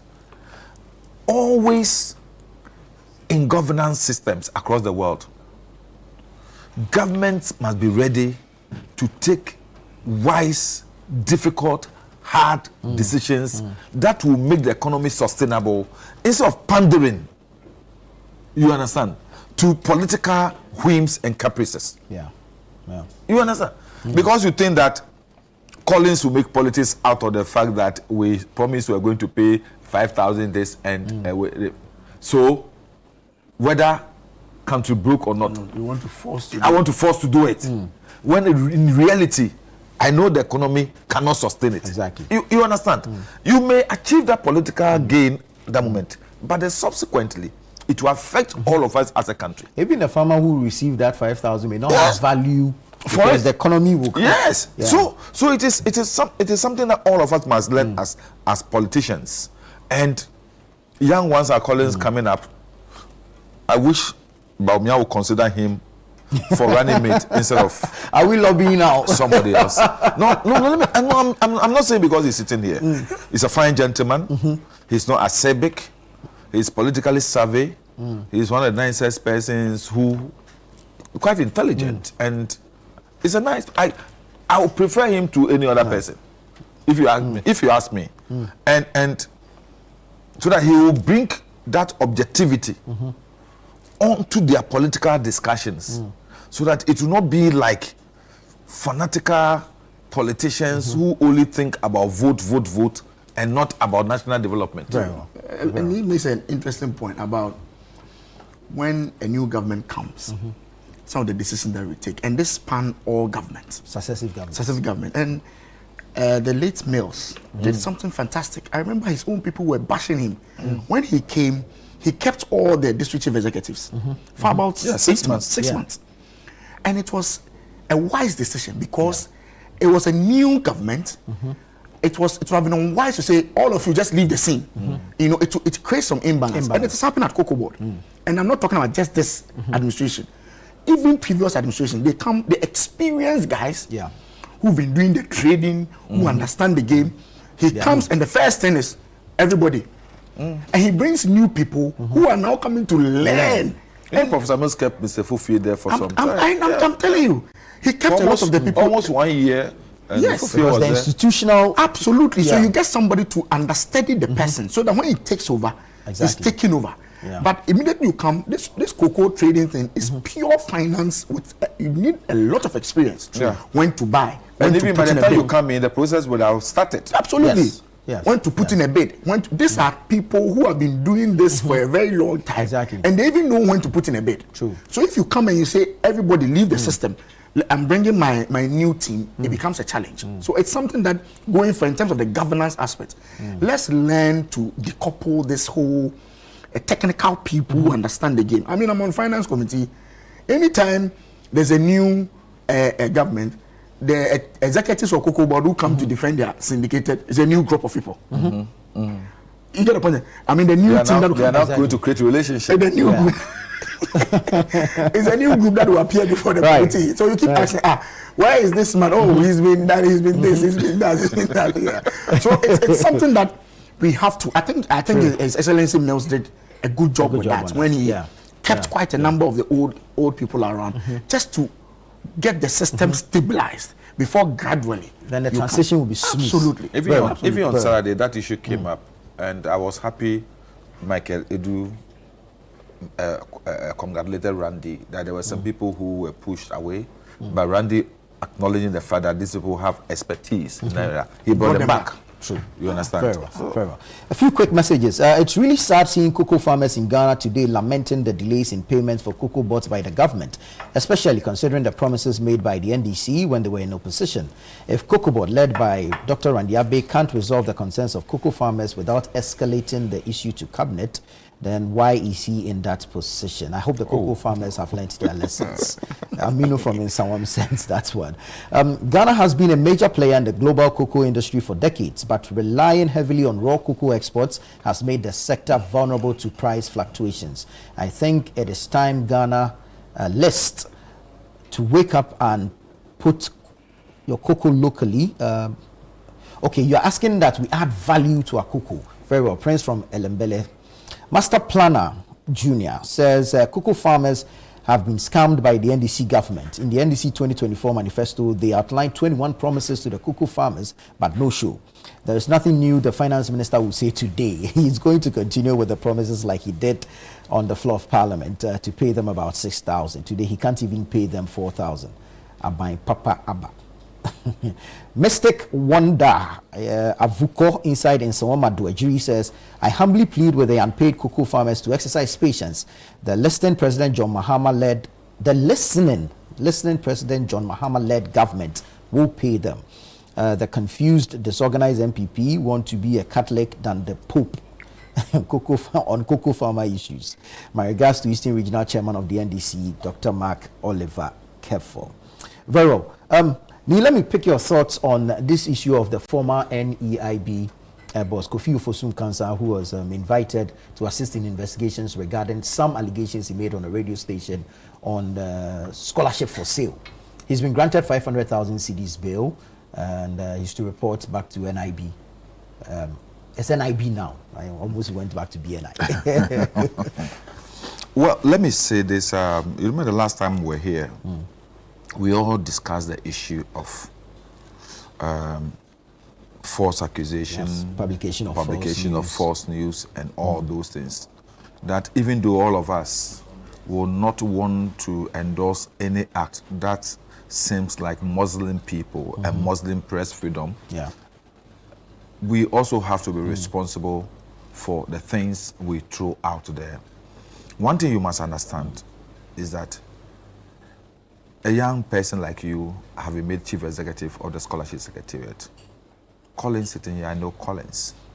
So if for political convenience, what I know is untruth about Collins, I will intentionally put it out there because I've gotten a platform, because I think that I will not be known, because I think that nobody will, be able to point fingers at me.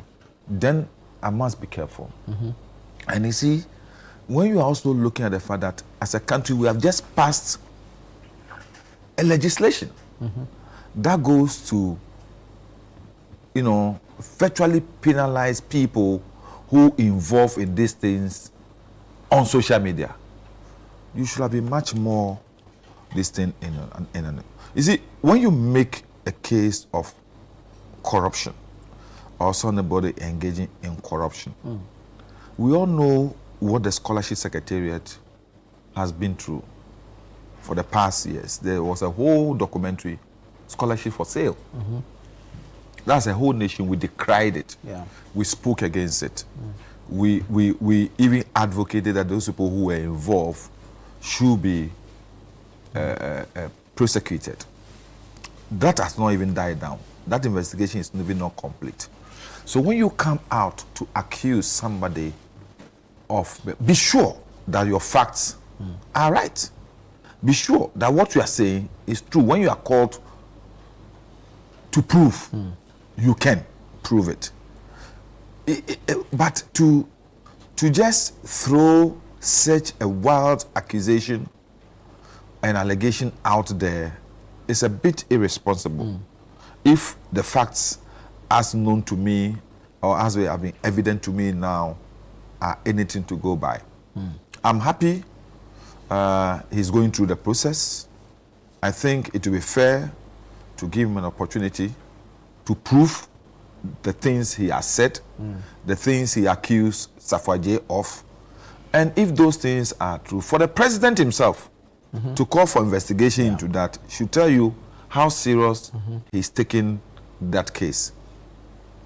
So, you see, two young men, and that is what makes it so beautiful for me. The young ones, you know that in an attempt to destroy your fellow young man, you may also be destroying yourself. If you have, sometimes what we have been, peers, what we have been talking to is, if I know that Collins is sitting somewhere and doing something that is not good and I have evidence, I need to go to Collins and say, my brother, this you are doing, be careful. We are young men. The political future of this country is in our hands. I don't want to come out with, I don't want to, but can you immediately stop what you are doing? You may have saved the country more than coming out and then, because once you come out like this, the person will put up a defense. True. The person will immediately go and try and clean up. But then when you warn the person, you caution the person, he knows that from today, Collins has an eye on my position, on my seat. Whatever I'm doing, he's aware of. So let me order my steps and let me do my things right. So these are the sort of things I have about the whole thing. But the problem I have, let me be frank with you, when it comes to such things, is politicization. All of a sudden, political elements ganging up at the NIB offices, insulting, chastising. And are we saying as a country, when somebody commits a crime, we must let the person go because the person is a politician? This is what sometimes frightens me. So then we embolden politicians to always do the wrong things and go away with it, because when they are arrested, members of parliament will even watch match from their parliamentary, leave their parliamentary duties and go and sit on the street. Colin, were you also sitting there? I didn't see you. we'll find out from you. But let's take a quick break here, and then we'll come back to the Honorable Collins for his thoughts on this particular matter. This is Breakfast Daily here on Channel One Television. Stay with us. We'll be right back.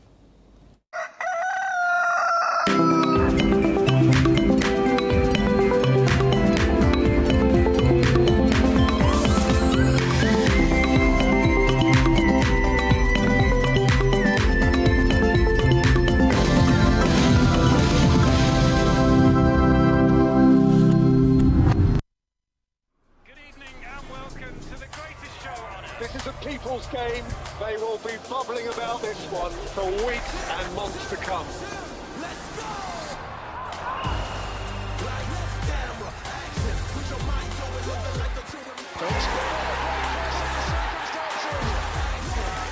It's on SuperSport all season long. Pay your subscription today. Dial *759#. Available on DSTV and GoTV.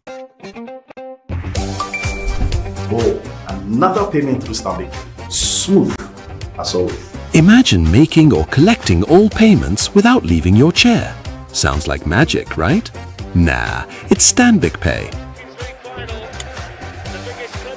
Darling, can you please help with the bills, especially at your school fees? From school fees to utilities, the government and statutory payments to investments, insurance payments, Hajj payments, and more. Mommy, my fees has been paid. Just log on to Stanbic Pay and you're set for life.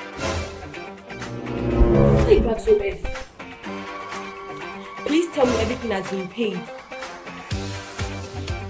No Stanbic account, no queues, no stress, no last-minute panic. Cherish your time and live happier in safety and convenience. Visit stanbicbank.com.gh or call to get started.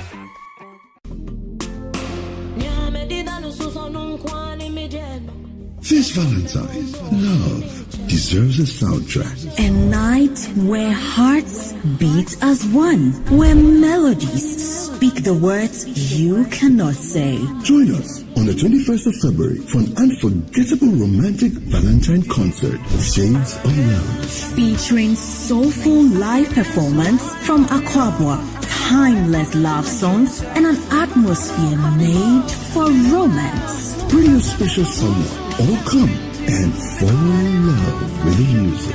Venue, Zen Garden. Date, Saturday, 21st February 2026. Time, 7 p.m. For tickets and reservations, call 0243-254416. This Valentine, don't just say I love you. Sing it, feel it, live it. Media partners for Shades of Love concert. Channel 1 TV, 97.3 City FM, 3 Music TV, and Foresight TV.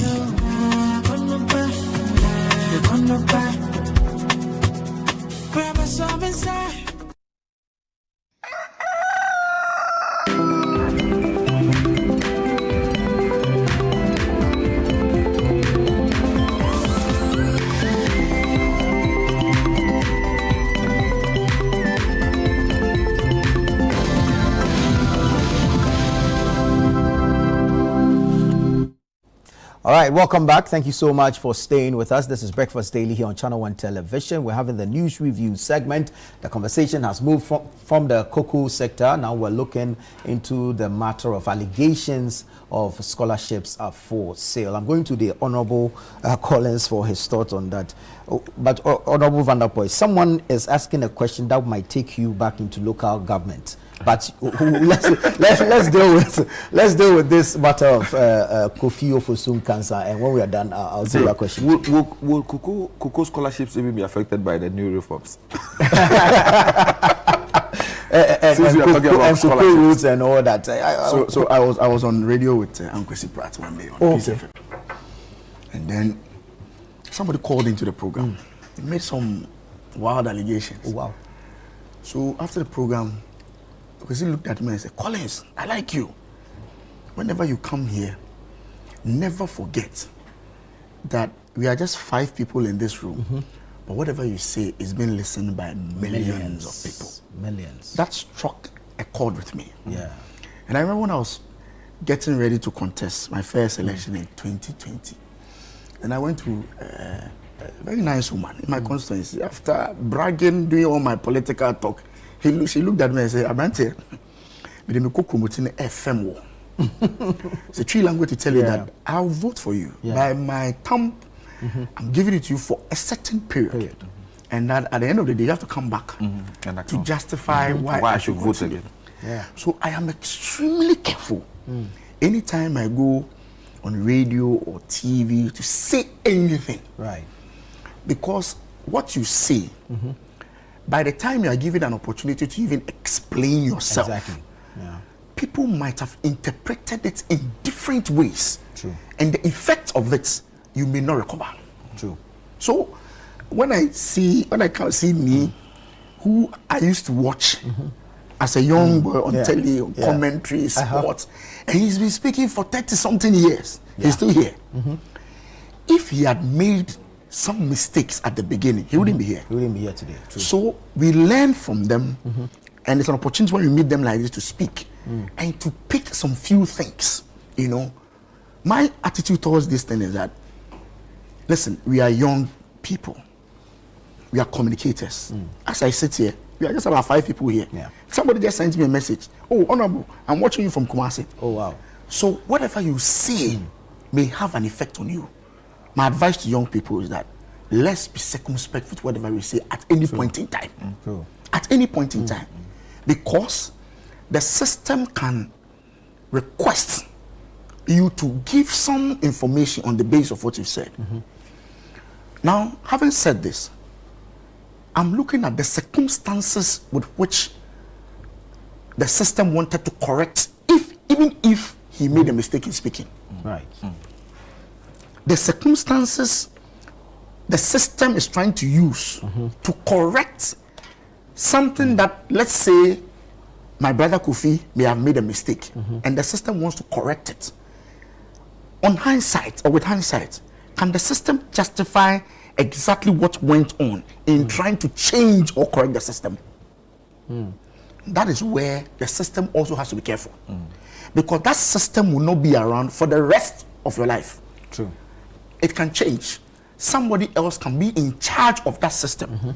If you're not careful and you have somebody who is not decent, who is not calm, leading that system, it may be more chaotic than we are seeing now. True. And it may affect even you now who is defending what the system is doing now.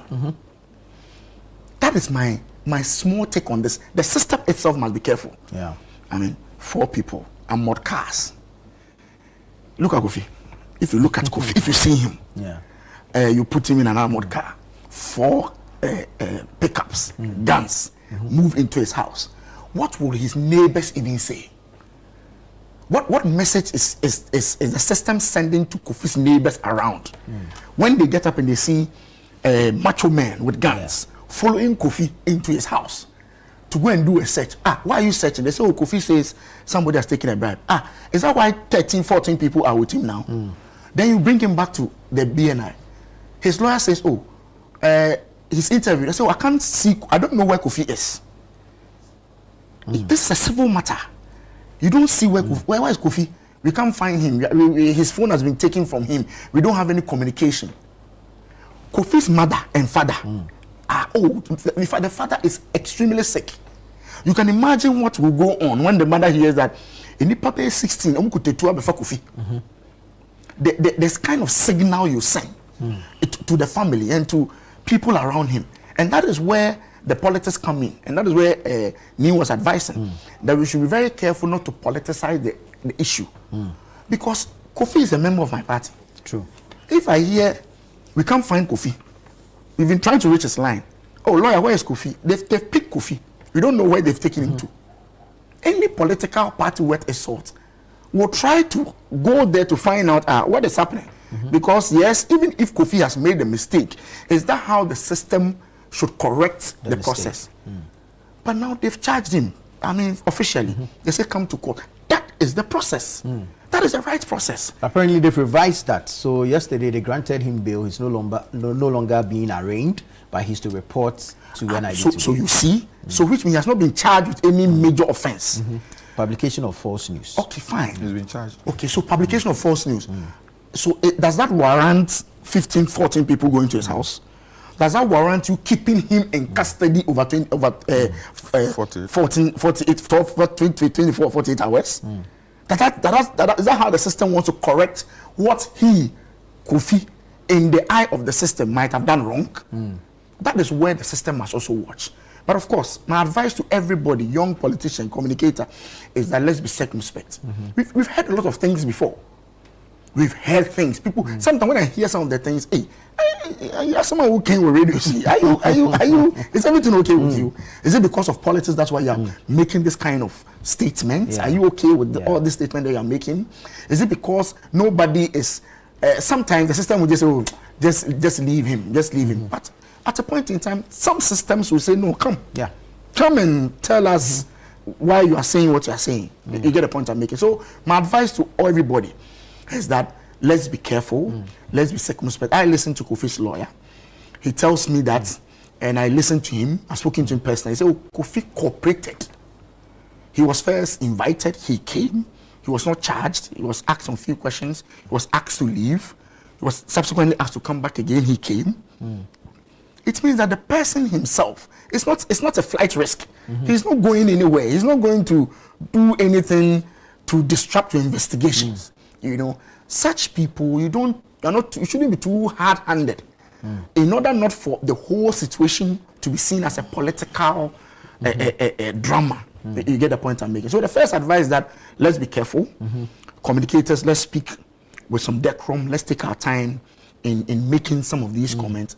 But the system itself, in trying to correct apparent wrongs, should also be circumspect, so that we don't turn around to accuse the system in trying to change or correct the system, they themselves being wrong in the first place. Very well, very well. Honorable Vanapa, I think he's dealt with two angles of the issue: maintaining decorum as communicators and knowing what to say and how to say it, and then of course the issue of the system. I totally agree. I totally agree. You see, you can't use an illegality to correct an illegality. You understand? The reason why you are correcting that illegality is because you want the legal regime to be maintained and sustained. I've suffered that before, and I know what he's talking about. Is sometimes make you look un-Ghanaian, sometimes make you look inhuman, you know, and less human. Rather, let me use the word make you look less human. I've been through that before. I remember I was arrested for an alleged getting 4 people into double registration. Double registration. The people you are talking about, some of them are older than me. And they said I induced them to do double registration. And they came to my house at 4:30. The morning? Done, yes. I had just been discharged. Apparently, they wanted to arrest me when I was at the hospital. But they couldn't do that. So they waited when I had been discharged. I was discharged the previous night. 4:30 in the morning, my house. 1 armored car. 7 pickups. And... Just for you, one person? Charlie? Almost about 30 police and soldiers. Wow. Took over the whole area. And I was put in the boot of a car. An Opel Kadett. They opened the back boot, put me inside, locked. Yes, and went and dumped at La police station. It's harrowing experience. And so I think when it comes to these things, like Collins is saying, it's beautiful when you're seeing, even watching films, and they said, "Oh, we are from the FBI.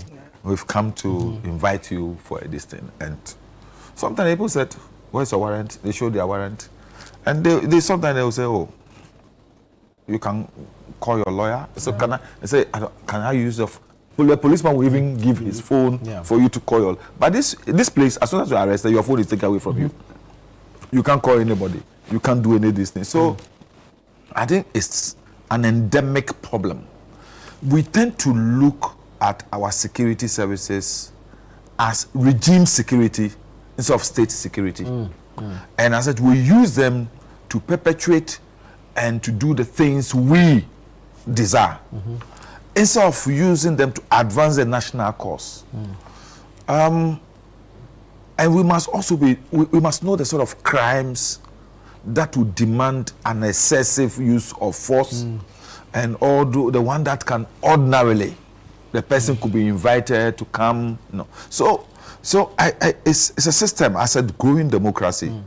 All of us sometimes have championed some of these radical moves because we think that a political opponent must always be put under the thumb, stamped on, walked over, and all those things. And that is what has accentuated the violence sometimes we encounter in our politics. But if we can have a very hygienic, humane environment, be predictable, know that as far as this system is concerned, when I go through the process, I'm sure I know that I will have a very impartial treatment, very disciplined, respectful. I'll be treated as a human being. You don't have a problem. That's what I agree with. So that it will lessen the political tension we have in the system. We are growing. And you see, yesterday I was watching the UK Parliament Prime Minister's question time. Oh God! and it's like I was watching drama. I've been in Parliament before, and I was putting side by side what we used to do in Parliament, And I said, "Hey, Prime Minister stands there, and the opposition leader will just throw at him, and then he will also laugh, respond, and all those things." You understand? It's beautiful, and I think even in American one sometimes I remember Nancy Pelosi's time in Trump. When after the address she took tore it into pieces, but there was no. It was it's dramatic for as far as the cameras are concerned, but that was the end of it. Sometimes I think we must grow. We are young, but we must grow, and I wish that. As I told you last time, I used to be very temperamental, but after some time working with Professor Mills and working with John Dramani Mahama, it has changed my own perspective about the way I respond to issues, the way I react to issues.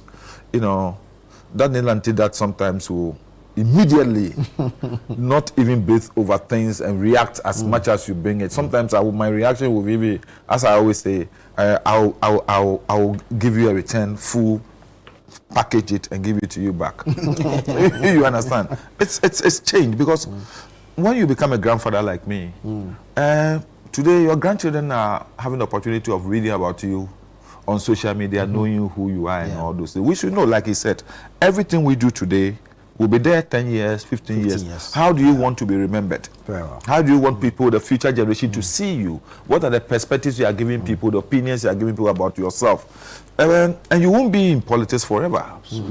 So the seeds you sow today will be there for you tomorrow. And I agree with Collins. I think it is something that all of us must look. Last week, when Parliament was resuming, all that I saw the media doing was to refer, go back to the issues about appointment committee, when people were breaking chairs and all those things, hoping that they are not coming back to session to have these things. It's a blot on us. Me, for example, what happened on the 6th of January 2017, for example, I was part of it. And the military came into yes, and these are things that over a period you think about and all this. So, but let's hope that this will go through, everything will go through. All of us will know that he has had a fair trial, and if he's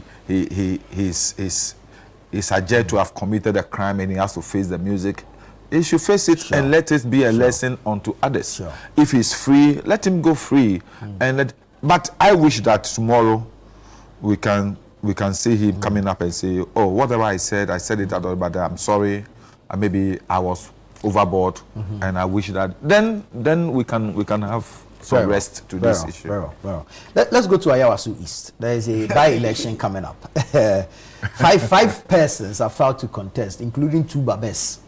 1 Baba on the NDC side, 1 Baba on the NPP side. Yes, 5. Yeah. I thought 3. 5. So NDC, NPP, LPG, and 2 independent candidates. LPG, gas. Yeah. Kofi Akpalus, LPG. So there's Baba Jamal for the NDC, Baba Ali for the NPP. I think balloting is today. Balloting is today. So expectations from Ayawaso East. NPP, are you winning? I have to be realistic. Okay. Sometimes you just how realistic can you be? Historically, if you look at the data, it's not a seat that we can comfortably say that we're going to win. Historically, you haven't even come close before. If you look at the data, you haven't even. If you look at the data, is that why you didn't even spend money doing primaries? Sometimes strategically you can pick one person who's popular within to reduce costs. Who's also quite popular within the area to face a very giant and take it or leave it. Baba Jamal has been in the game for some time. Exactly. I mean he's been in the political experience. And your guy is also Babali. Yeah, he's Babali. He's been in the game for some time. I mean when people were saying that they are surprised Baba won, I said, then you don't know Baba Jamal. I mean, he's been in the game. It's a strategy. He's been in the game for years, So I'm MPP. My wish is that we'll perform very well. I mean, if we win, it's a fantastic miracle. But I just have to be realistic that historically, this seat is an NDC stronghold.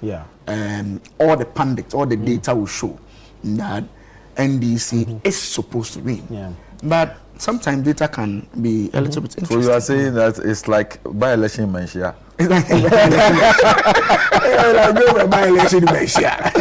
Yeah, that's a no-brainer. That's a no-brainer. So, I mean, we have to be realistic. In such instances, what you anticipate to do is to do well and to perform better than you did previously. That tells you that you are solidifying your base, but you don't.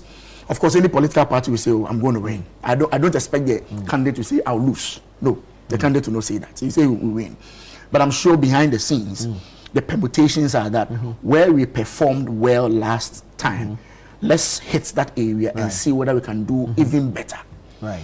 Better, and then where we didn't perform well, let's see whether we can inch up. That gives you an indication that yes, you are in the system. Of course, the government has been in power for just a year.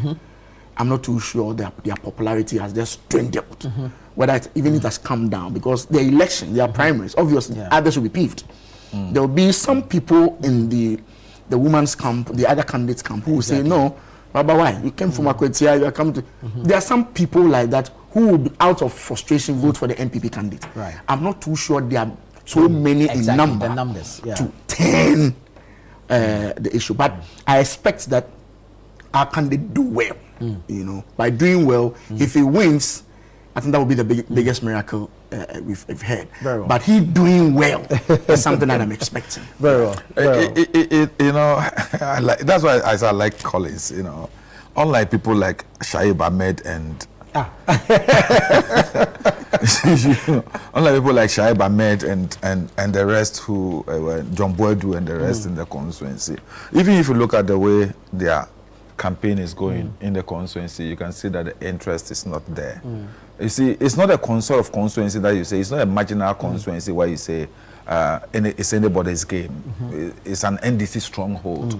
Even Kofi Wayo, those days, Kofi Wayo of all people couldn't really unsettle the NDC in that constituency. NDC, MPP have had some good candidates before in that constituency in the past, and they've tried, but it's not be able to turn the tables in that constituency. And the good thing for us, there are two sides to the issue. NDC's premise has excited the base, even though there could be repercussions. When you have primaries, sometimes it excites the base, and you start, because the candidates who contest in the primaries will all be campaigning in the various, so it makes the party a bit active. Because sometimes after elections, there's a lull. But primaries like this sometimes aside. But then the other side is what we have seen, the unfortunate allegations of vote buying. Yes, it's not those things are not allegations. Yes, inappropriate behavior, and that one is up. With the MPP side, sometimes when you don't have primaries, as they have done, it doesn't ginger the party people for the elections. With by-elections, I've had by-election before. When you don't have primaries, it doesn't ginger your ground. One of the best by-elections we've had in this country was in Ododo Diodio. You understand? When my senior brother and Samuel Nyayuke Mankata died. And the MPP, instead of bringing the candidate who contested in the elections, previous elections, decided that, oh, we want to play a game strategically, so they went for Mankata's own son. You understand? With Ajay Blanson, I.C. Kwe, and Ayuko 2, and all those. Look, it was such a huge campaign, but MPP still lost. You understand? Because the by-election also made us aggressive. We thought, look, these people cannot come and say because they are in government, they want to take the seat away from us. Because Mankata came in when I was being persecuted. So he came to save the situation for me. I was a candidate. He was my campaign manager in 2004. And because I was arrested, I stepped down in September and brought for him to be the candidate. And he won and became MP, and then he passed, unfortunately. So this thing was already there. So did you come? Did you come for the by-election? No. Okay. I was in court. Okay. So Takikome came. That's what brought Takikome. We still won. Because most of the time, because of the bereavement, there is that level of sympathy. Right. And especially when when you talk about somebody who, as an MP, was so generous, was so good to the people. Nazar was a fantastic guy, grassroots person. He's not Collins and I who will come and sit and talk plenty. He doesn't talk. Yeah, he was my vice chair of the energy committee. Okay. Yeah, he's always on the ground, and he addressed the social problems of the people. It's unfortunate that the wife didn't win, but. You know, Baba contested him in the primaries the last time. Yeah. Baba contested him. Yeah. And Baba has been in Nima for some time now. Set up an NGO there and all those things. We're doing politics. And he had anticipated already that he is the next person after Nazar. Absolutely. Yeah. So it's unlikely.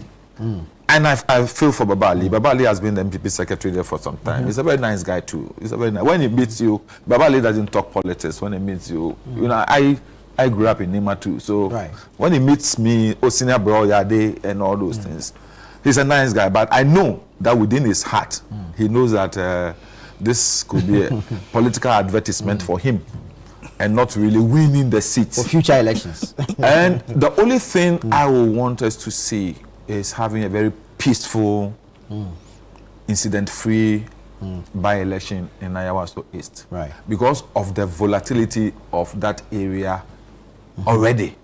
You understand? The characteristics of that place already makes it a focal point as far as elections is concerned.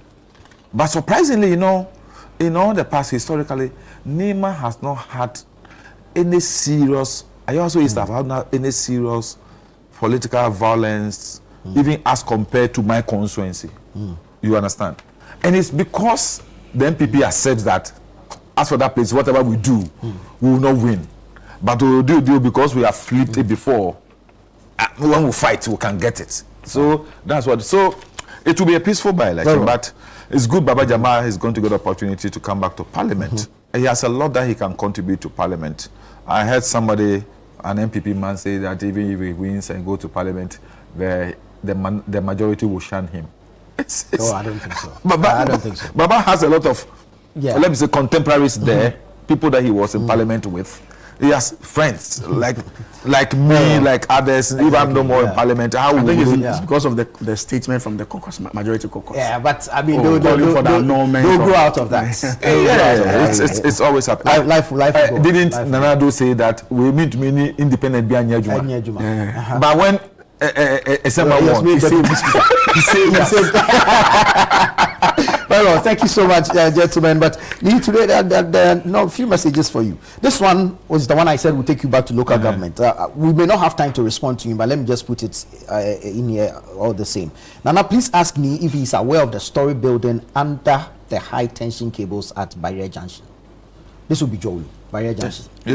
There's some construction ongoing there. Yesterday, I saw somebody complaining about the fact that the regional minister has come to stop her from developing a property. Some people can be crazy in this country. And then there's this one also. There's this one also for you. He says, please, I want to commend Neil Ante publicly. I think he won't make me out, but since my first encounter with him 2015-2016, he has worn Ghanaian fabric all through till now. Please ask him that when he was a deputy local government minister, he was championing the Metro Bus terminal across Ghana, but fell off when they lost in 2016. We, together with him, proposed a multi-story car park at Rollins Park. What happened to that wonderful idea that would have absorbed all the on-street parking that creates traffic in the Central Business District? And please tell Collins that I join me to say that I like him too, because he speaks well. Thank you. Let me say he ends by saying he should be made ambassador for Made in Ghana textile. The only time I wore a suit or a jacket was the one we were being inaugurated in 2013. You know, I was prevailed upon to wear a suit. But since then, I have always been in Africa. And let me talk about the multi-story car park. You know, I've even cried in this studio about what is happening with even Opera Square. Go and see what has happened in Opera Square. The only bus terminal we have today has been used to build story buildings, shops. So if you talk about Rollins Park, thank you very much, Neil. The issue of Jolu, it's a very we'll talk about high tension. Now if you go there, they've put buildings all over the place. Thank you also. Thank you also for being part of us. This has been the news review segment on Breakfast Daily. I am Nana Tufo Boate.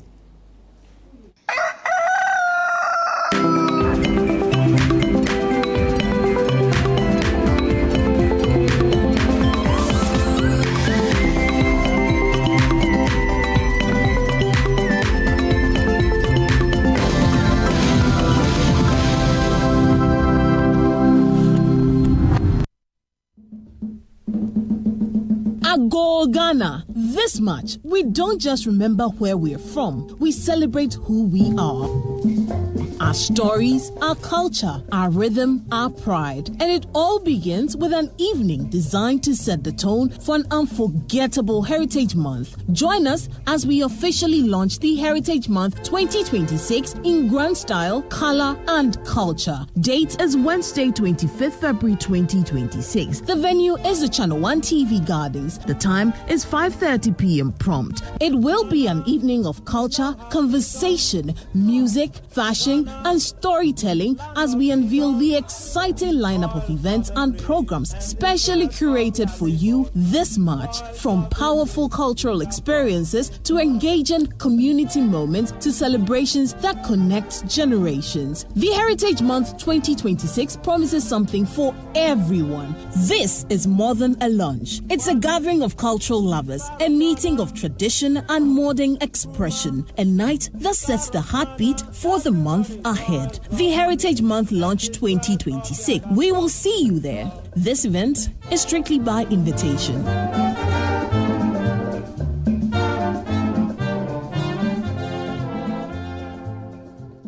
I need someone to call my own. This February, the month of love, Brunch in the City brings you Love in the City, a warm celebration of romance, connection, and heartfelt moments. From sweet confessions to unforgettable surprises, Love in the City creates space for love to be felt, shared, and celebrated. Love is in the air, and this Valentine's season, hearts are taking center stage. But the big question remains, is your boo truly your boo? Well, join us from 2nd February to 13th February on Brunch in the City and let love lead the conversation. Love in the City. Let's put love to the test. Only on 97.3 City FM. Love in the City 2026 is powered by City FM with support from Channel One TV, and it's proudly sponsored by Africa World Airlines, 4 Points by Sheraton, and Cream Bakery Russia.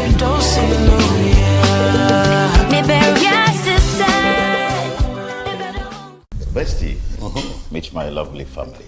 I mean, we can do that whilst I'm seated and eating.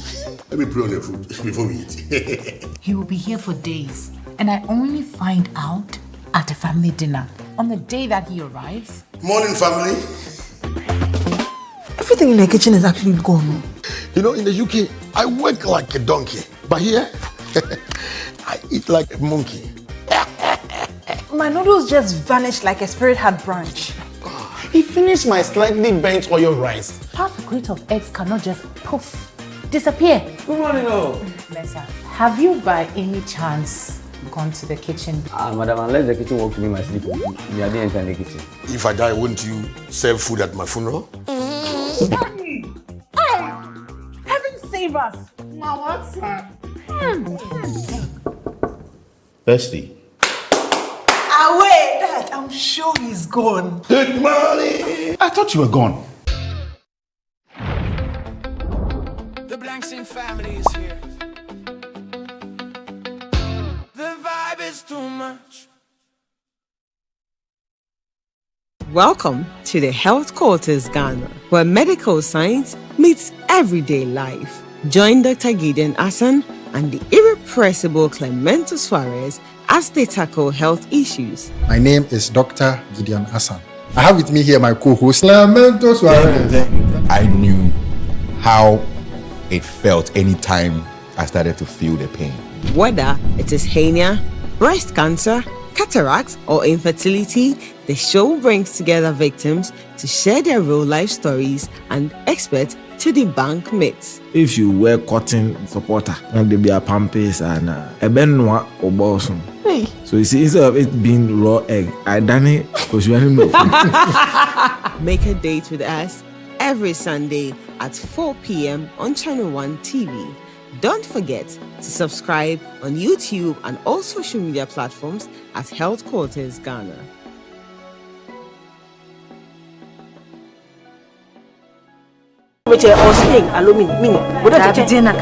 Abstain. Why abstain? I have been seeing through your shenanigans all night. I thought I told you that I didn't want to see that girl in this house again. A mixed bag of emotions and incidents.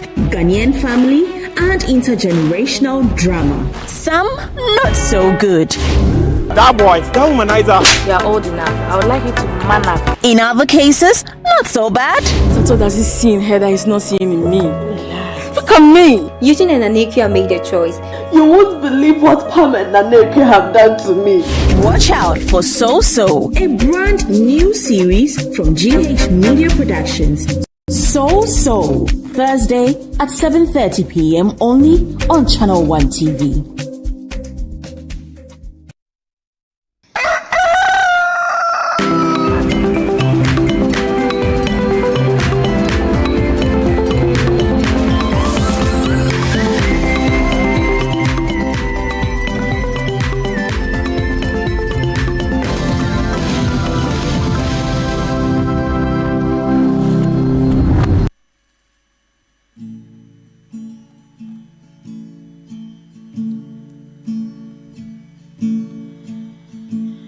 Traveling these wide roads for so long, my heart's been far from you.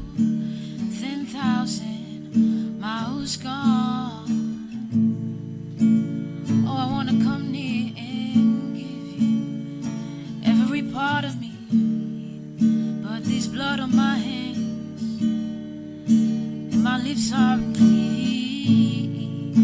In my darkness I remember Mama's words, be okay to me. Surrender to the good Lord and then wipe your slate clean. Take me to your river, I wanna go.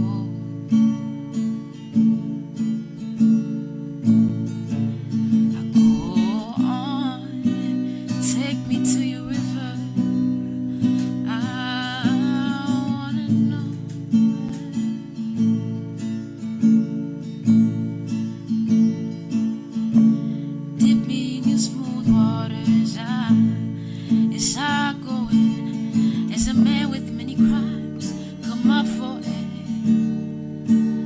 Sins flow down the Jordan.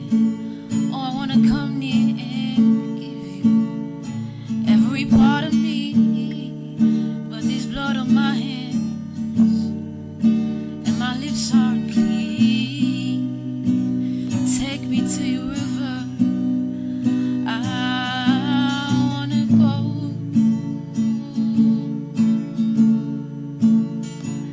I go on. Take me to your river, I wanna know.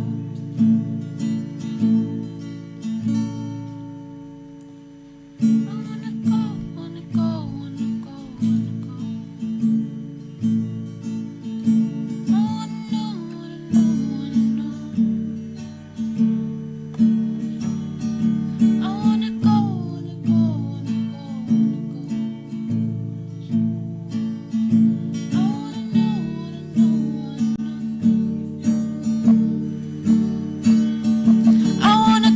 wanna go, wanna go, wanna go.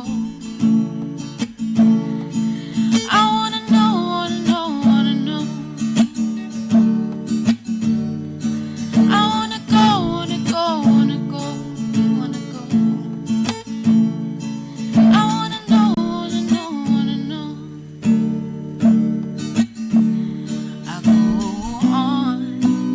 Take me to your river, I wanna go.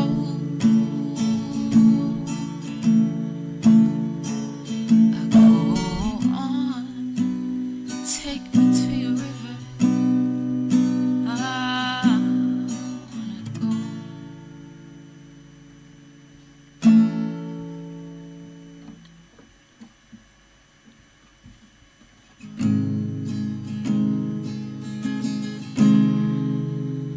I got 90 days to go till I'm a free man,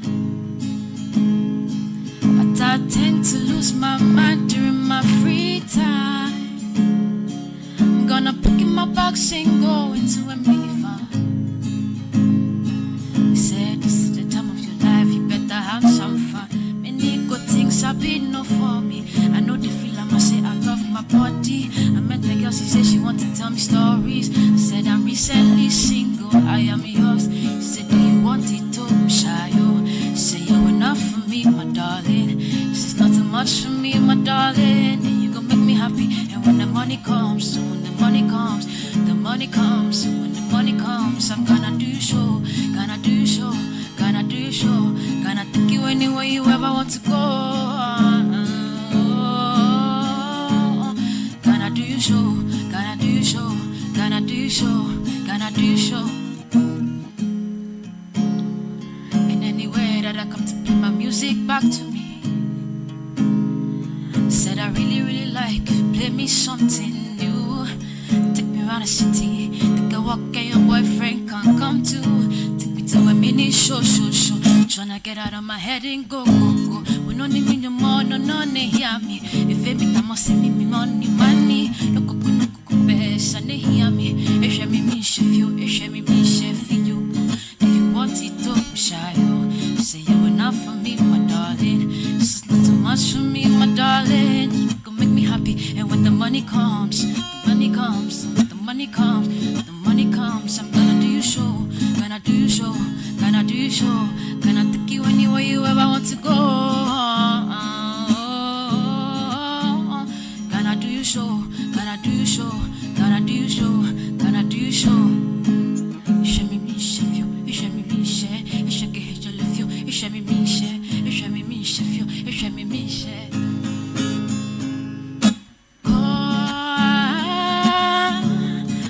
Back in my box and go. This pursuit of happiness for me and all my niggas. It's a get for me and all my niggas. It's a get for me and all my niggas. It's a get for me and all my niggas.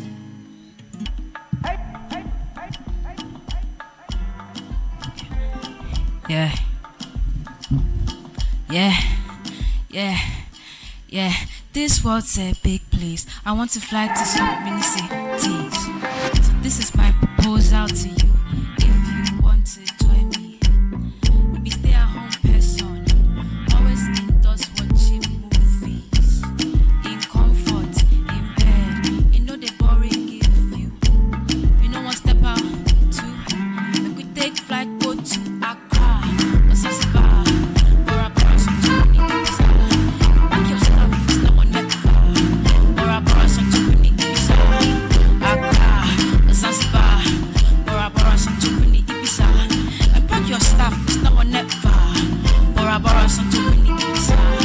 All year round, you grind so hard.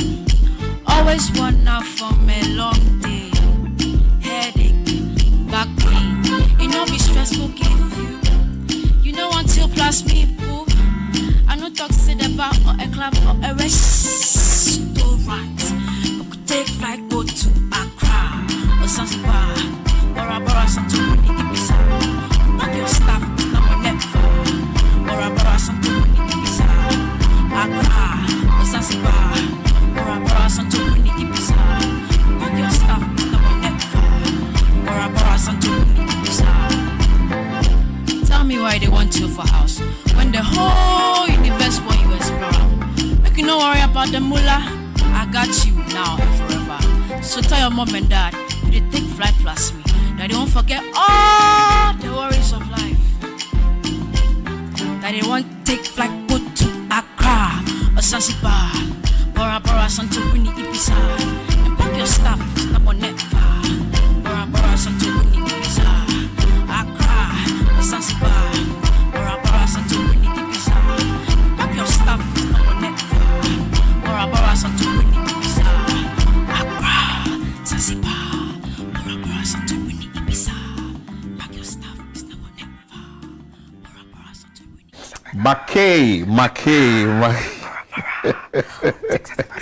I like her vibe. It's a Wednesday, and you know we have to Thursday. Yeah, it's a Thursday. Why do I think today's a Wednesday? It felt like that this morning too. It did? Yes. Wow. Yes, it felt like that this morning. Wow. So it's a Thursday. Tomorrow is a Friday. Then Saturday is Vows Day, right? Yeah. Yeah. People are preparing. It's just in the corner. Yeah, just in the corner. And you know what is happening on radios? Your boo. People are still testing their loved ones and all that. So why would you want to get a heartbreak before? Well, you just have to be sure of who you are going out with, you know. You just have to be sure of who. Or they're trying to be sure before they spend money.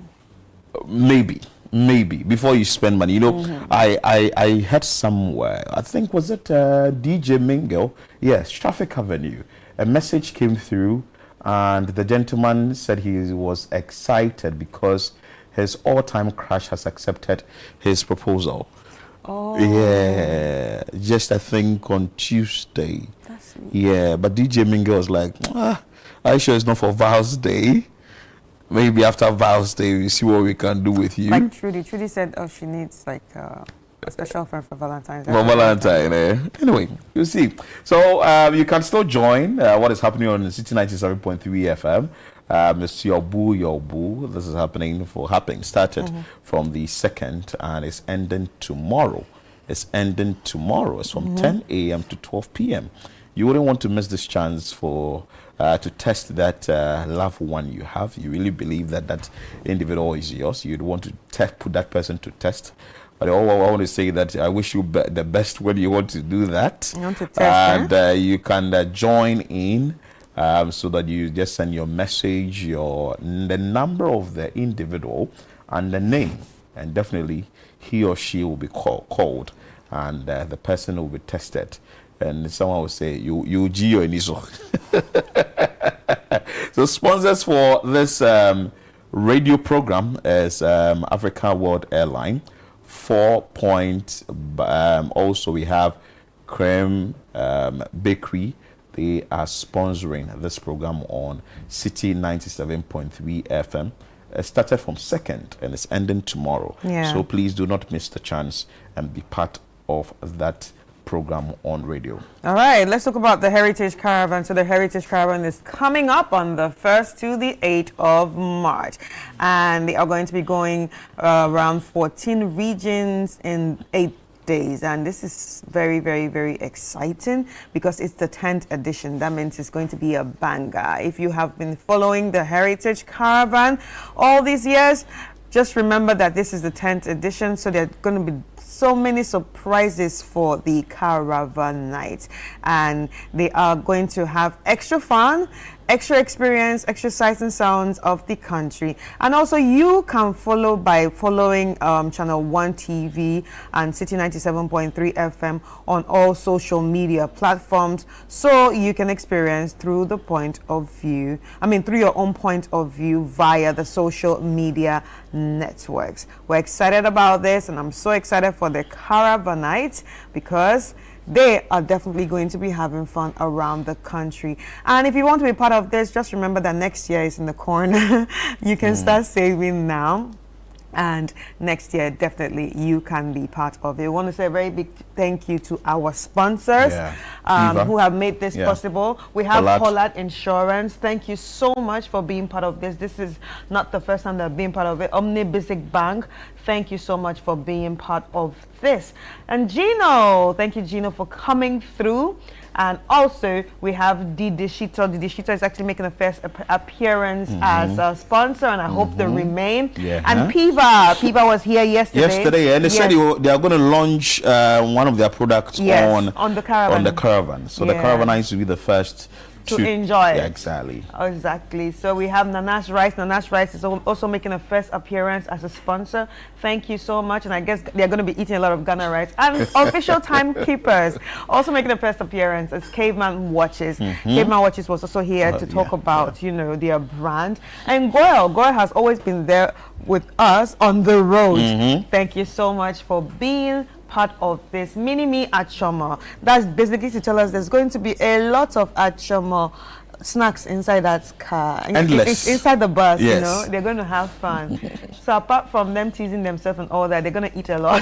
Add me Granite Paste. Add me Granite Paste is also making a first appearance. Thank you so much for being part of the 10th edition of the Heritage Caravan, brought to you by City 97.3 FM and Channel 1 TV. Chris, you spoke about eating a lot of rice, and we are pushing a campaign here that is a Made in Ghana Rice campaign. Please if you go out to purchase rice, please, you want to buy made in Ghana rice, because this agenda that we are pushing here is for farmers to be in business, and also for job to be created, and also for us to move away from food gluts like we experienced last year. So eat Ghana, build Ghana, eat fresh, eat Ghana, build the future. This is in partnership with Agri Impact, MasterCard Foundation, and the 24-Hour Economy, and this is being championed by City 97.3 FM and Channel 1 TV. All right, and remember that the Channel 1 News app is live on Google Play Store, so do well to download it from the Google Play Store and have it on your phone or your tablet, so you can get updated and also stay in tune with all the news and information that we have for you. So we talked about the Heritage Caravan. Definitely the sights and sounds of the Heritage Caravan will definitely be uploaded on the app, so you can watch it anywhere you are, as long as you have the internet connection in any part of the world. You could be traveling, as long as you have internet connection, you can definitely stay tuned with Channel 1 News and stay updated. So this morning we have a number of things trending. Yesterday, Kotoka International Airport, which will be changed to Accra International Airport, was in the trends when the Narcotic Control Commission, that is operatives there, brought out a statement, or there was an information that a senior manager at a manufacturing company has been arrested for allegedly attempting to smuggle cocaine. A food manufacturing company. Yes, food manufacturing out of Ghana. And we understand this cocaine was concealed in Gary. Yes, cassava flakes, as we call it. The suspect, whose name has not been officially disclosed, is alleged to have concealed the substance in a consignment of a baggaged or packaged Gary, that is a dry cassava flakes. He was apprehended at the Kotoka International Airport following an intelligence-led operations, and sources sources at the Kotoka International Airport indicated that the suspect is believed to be in charge of production at the food manufacturing company. This is interesting, Chris. Very, very, very interesting. Very, very interesting. It was Sadiq Adams that actually broke the news on X. And he's a sports journalist, so it's on. A manager of a hugely popular Ghanaian packaged food brand has been remanded in custody for allegedly attempting to traffic cocaine out of Ghana.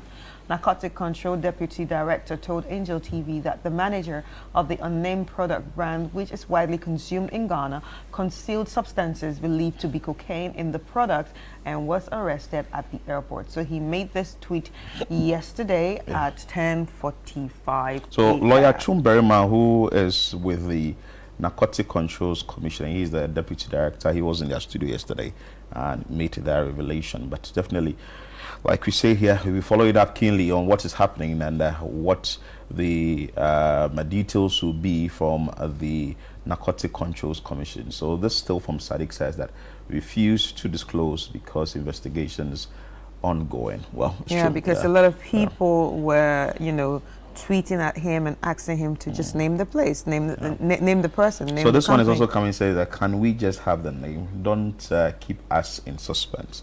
The brand got no name. Delete this or post it again. Well, that's coming from Wudemaya, really. Is it the brand that I'm thinking about? Well, I'm not thinking about any brand yet. Hey, I don't have a good lawyer, so make I keep quiet. Yes, you wouldn't want to speculate. That one day you have to be very careful about it. They were quick to mention Abu in name, but turn mute on name of this drug trafficker. Well, you say, is it the chicken people? I don't know who the chicken people are. And mention his or her name if you know it. Just add alleged or alleged, and you good. Hey, so everything that you allege, you go scot-free like that, Chris. If you fear to mention the name, I beg, don't post. We beg. The Kokonsa committee and happy. Oh, we have a Kokonsa committee in Ghana? Yes. Oh, really? Comment Readers Kokonsa. Oh, Comment Readers Association. Oh, okay. There are some comments that are very interesting for you to read anyway. So yesterday, your friend, you know your friend? Which one? Korea. Yeah. There's a story on her. Yeah, so the Ministry of Tourism actually I'm have honored excited. her. Amamat. Yeah, Amamat actually. Yeah. The Ministry of Tourism have honored her as, appointed her as a shea butter cultural ambassador to Ghana. And it's exciting. And you know, she's the owner of Hamamat African Village and the world's first shea butter museum in Ghana. So this recognition followed the American streamer Aisho Speed's viral museum visit last month, where he got a traditional shea butter massage, and it was watched by millions, leading to over 20 million searches for Ghanaian shea products and bookings through Match.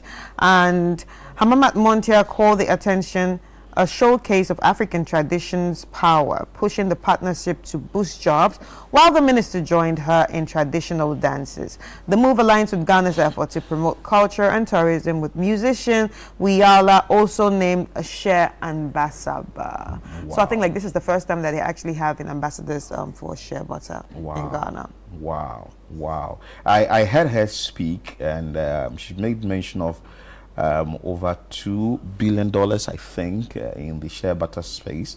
But she's asking, I think globally, and she's asking how much we have as a country when it comes to that particular industry. Yeah, because last year there was a very big issue in the international market where it was discovered that all this amount of money was not coming to Africa, that rather they come to Africa. So Nigeria and Ghana was also mentioned because these are the two highest producing shea butter countries. Do you understand? So they were actually mentioned that, you know, people, like the foreigners actually come to the country and take our share away, and at the end of the day we do not get anything out of that 20 billion. So she called out some of these people last year that it's time that if this is happening in Ghana and Nigeria, that it's time Ghana and Nigeria start to keep shea butter. Wow. So they're like, no more exports, let's keep it for ourselves. If you guys are making that amount of money and not giving anything to our own economies. Wow, I'm excited. When we did the exhibition, that was a This Is Ghana exhibition, I saw a number of people come to exhibit shea butter products and all that, and the kind of say they've refined it, they've added some value to it. It tells you that there is a big industry when it comes to the shea butter business. But anyway, congratulations to Hamamat, and also congratulations to the tourism ministry.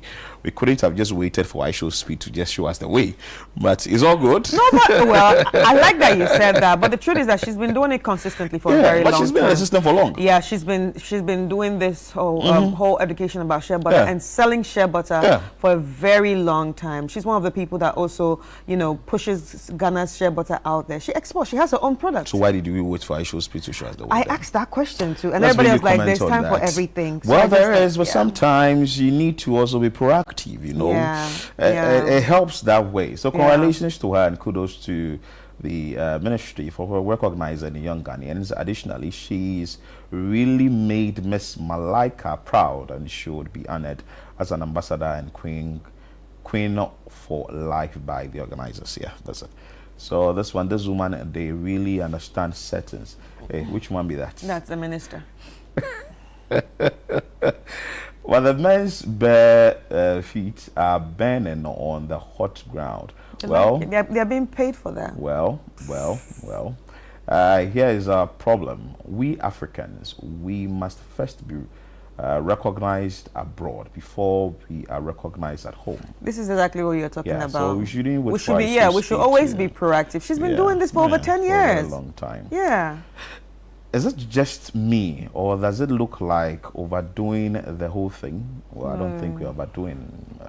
After all this, she should go straight to Aisho Speed's page and thank him. Yes, because if it hadn't been Aisho Speed, and Aisho Speed came, and Aisho Speed was enjoying the whole massage, and through Aisho Speed, you've been able to have your shea butter museum booked till April, it means that you should thank him. You should thank him. You understand? And away from Aisho Speed letting us speed up Hamamat's ambassadorial position. Another one too is the Zambians coming in to get fugu verified. Yes, yes. So and that is another thing. It's a good thing that and Fugu is verified. it's happening. And yesterday, everybody wore Fugu because the tourism ministry has said that Wednesdays will now be recognized, or we are now going to put on Fugu on Wednesdays. But Charlie, if you some of the Fugu materials or some of the things that people put on in this country are very quality. But yesterday it was in the trends. Today is also in the trends as well. And I like the fact that almost everyone is really supporting this agenda. Well, I'm throwing it up to you. If you are watching and you have my size and Chris's size, why not? Give us some. Give us like how many? How many do you want? Not to be greedy, just like 4. 4? Yeah. Only 4 pieces? 4 pieces for 4 Wednesdays. For 4 Wednesdays? I'm fine. Okay. I don't want to be greedy. You don't want to be greedy? Just 4. Just 4? Okay. But different styles. Different styles. So make sure that you get Chris the Fugu, 4 different ones. But for me, dear, look at my size and give me what you think is befitting me. Anyway, so that has been it. Interested.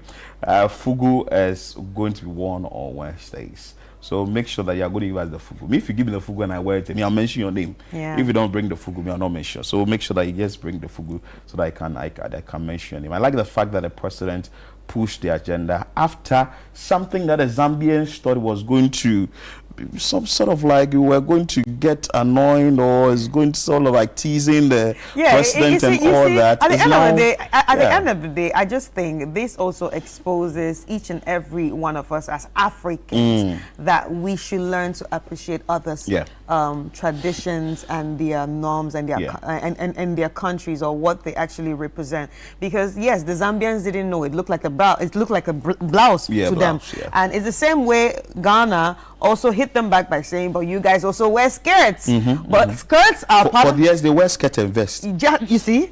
So, you know, so it's the same way, that they are, you know, actually confused. I know about Scottish that do that, right? Fugu is... No, the Scots, they wear the skirt. The Scottish actually wear the skirts. It's called skirts. Oh, skirts, okay. But the Zambians, the skirts, they do. It's really like slit and blouse. Yeah. Yeah. And it's made with African prints too. Let's bring you comments. Fugu. If you have some comment for the Fugu Wednesday and the conversation that is going around the Fugu, okay, fine. This one says that I was hoping it to be on Friday, but kudos. Well, Fridays are for African prints. Yeah, I think so. That was instituted by the president then. That is Kufuor, yes. And this one is just because some people from far away Zambia couldn't differentiate between Fugu and a blouse. Wow. Well, that's how it works. This is a great call to preserve our rich cultural heritage as Ghanaians. We have beautiful things in this country. The next comment, if we do, let's bring it quickly. So we have beautiful things in this country. I for begin my Fugu business again. Yeah, you should, Habiba. You should, girl. It's really going to get heated. A lot of people are going to buy Fugu. If you give me Fugu Monday to Friday, I'll wear. It come cost me that. Yeah, so people are saying that. Well, that's another angle. No, I think when demand is high, you shouldn't actually increase the price, because now you are getting a lot of people to buy. And the materials you use, you may get them in bulk. Please, this is not a time for people to be doing what is termed as kalabule. Oh, if you do kalabule, you will stay with your food. You will wear your food. Don't come and shoot the price up. Abnormal profit you want to make. No. We will not buy. True. Just make sure that it's within the range that we can all buy. It's within the normal range that it has always been. We are fond of doing that as people who sell. Like, as soon as there is high demand, then we want to make more money, we want to take opportunity and now increase the price and all that. Please don't do that. If you do that, we will not buy a Fugu. We will look for competitors and buy from them. So we are just hoping that a lot more people will come and do it. This is going to create jobs. It's going to boost economic activities up in the north. We know that people are doing Fugu up in the north. Others are also doing it in the Volta region, I think. I think. So people are now going to get a lot more jobs to do. Imagine yesterday I saw on Facebook somebody was demanding for 2,000 pieces of fugu and was ready to pay 1,000 Ghana cedis for each. So imagine you supplying 2,000 pieces of fugu for in a week. That's what he was saying. He said that the deadline is supposed to be delivered in a week. So if 2,000, you have about 10 manufacturers. I'd love to be a middleman for that. It's on Facebook. Go and check it out.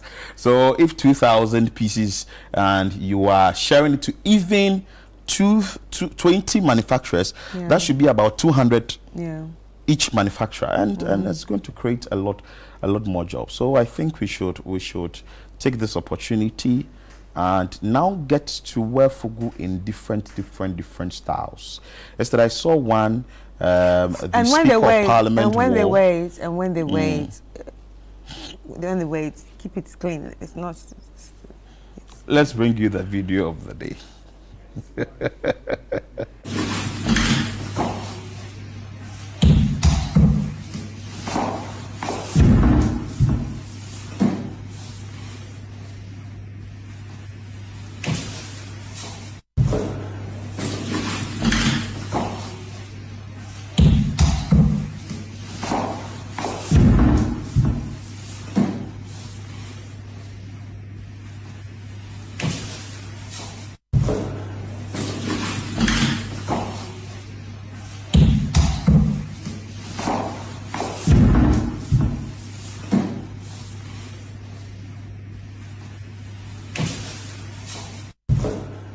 This actually happened to me last week at a hotel. At a fancy restaurant. So I finished having dinner. I went to the bathroom, and a Chinese lady was also coming out of the bathroom. And then, first of all, I was actually fixing my makeup. Then I saw her going. She didn't know where the water come from because there's no fussel to open it. So it worked. You should put a notice there, something there. So I said, oh wait. So two of us were like, oh, okay, you were checking where the sensor is. It's coming. These washrooms that do use sensors, maybe they should try and. But you know, most people are not used to these kind of things. Yeah, because we're all used to our normal way. The one with open the tap, wash your. Why can't we keep life simple sometimes like that? No, because things are changing. Oh no. It's called aesthetic. Well, so you want the aesthetics to be very nice and all that, but sometimes why don't you just keep things simple? No, the aesthetics. So why don't you put a notice there? Yeah, you know okay, what? Touch the flour close to it, and the water comes, or probably put your hand beneath the tap, and the sensor will pick it. No, they want you. Or touch the mirror, and the water flows. You understand? And sometimes too, there are some with the I think is the tissue. You would have to just put your hand there, and it picks the sensor. But people want to pull it out because you've not put any notice there, and you are pulling the thing, it's not coming out. You understand? Anyway, that's there. A way for us to start a show. Let's go on a quick break. When we come back, we visit a community near you.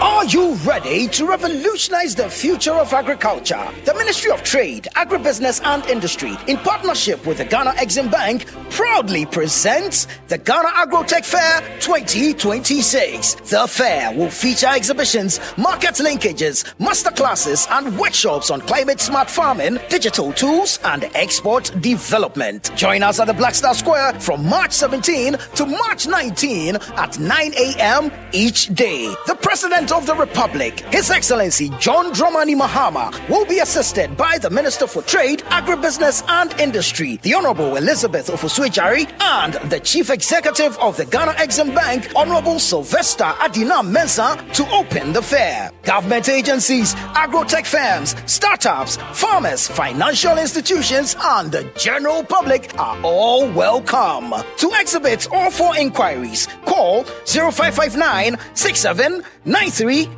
2026 or 0242 585419. Ghana Agrotech Fair 2026, transforming agribusiness through local innovation and technology.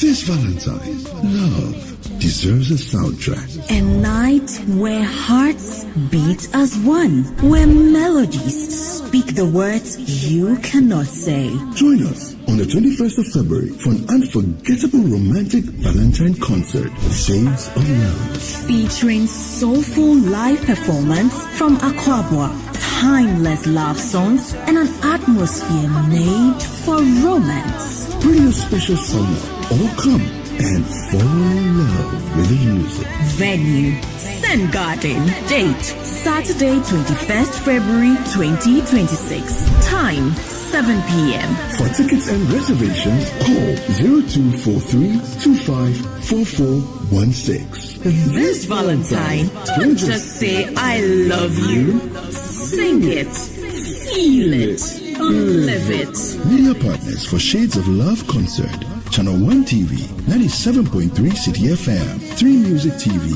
and Foresight TV.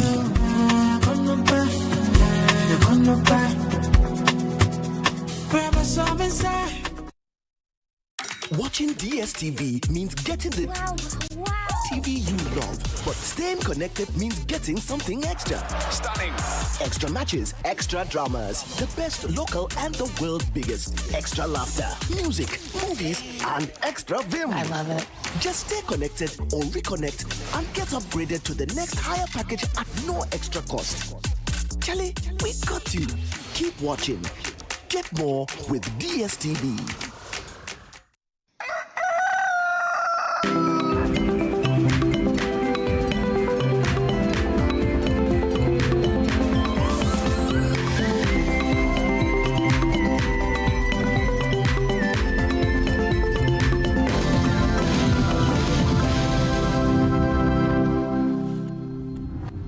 Welcome back. Grateful that you stay with us here on Breakfast Daily on Channel 1 TV. Let's take you now to the northern part of the country, specifically in Bimbilla, where we understand that a rainstorm hit the community that is Bimbilla and affected over 1,000 homes. Let's bring you this report followed by our correspondent, Mohammed M. Alabira. And later, we have conversations with authorities within the community.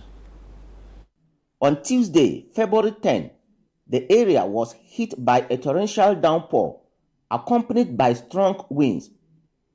Ironically, many residents, especially farmers, had been hoping for rain, but the intensity of Tuesday's storm far exceeded expectations and turned disastrous. Over 1,000 homes and numerous properties were destroyed, leaving many families without shelter. Several buildings, including schools, were badly damaged. Some of the affected victims have been speaking to Channel 1 News. The time it was raining, I was inside with my kids, and then everything has collapsed. My room has demolished. Wow. And everything, and it was raining inside the room. So I took my kids and ran outside and hide somewhere before it has stopped raining. So where did you sleep? I slept with my junior brother. Wow. Okay, so what is that? It is to help me to maintain everything. Okay. Thank you. Among the worst hit schools are English Arabic Junior High School and Central Primary. Teachers and students have also joined the call for immediate assistance. They put the children together. Because you can't put basic 2 and 1 together and put 3 and 4 together. It is going to be difficult in learning. Okay. Because all their levels are not the same. And their teachings are going to be different. So in view of this, we have a lot of challenge if the roof have not been done for us. Okay. How to do again for now. Okay. But I am appealing to the Municipal Police Executive and then other organizations to come to our aid. Otherwise, the children we will not get what they want to get in future. I think it was due to the thunderstorm yesterday. As you can see, it has destroyed our classrooms. Currently, we were supposed to be in classroom observing our lessons, but then it just came to make this. And I don't think it's a good sign. And it's not going to help our studies. So we are making an appeal to everyone out there to come to our aid. You should come and support us so that this can be fixed as soon as possible. Meanwhile, government agencies, including the National Disaster Management Organization, NADMO, and local authorities. So we understand this rainstorm lasted for about over 2 hours and has affected a number of structures within the Bimbilla Township. Our correspondent Alabira is joining us for us to have further understanding of what is happening in that community. Alabira, good morning. Good morning, sir. First of all, I want to find out from you the incident that happened in Bimbilla. We understand affected homes, affected schools. Which schools specifically did it affect? Thank you very much, my boss.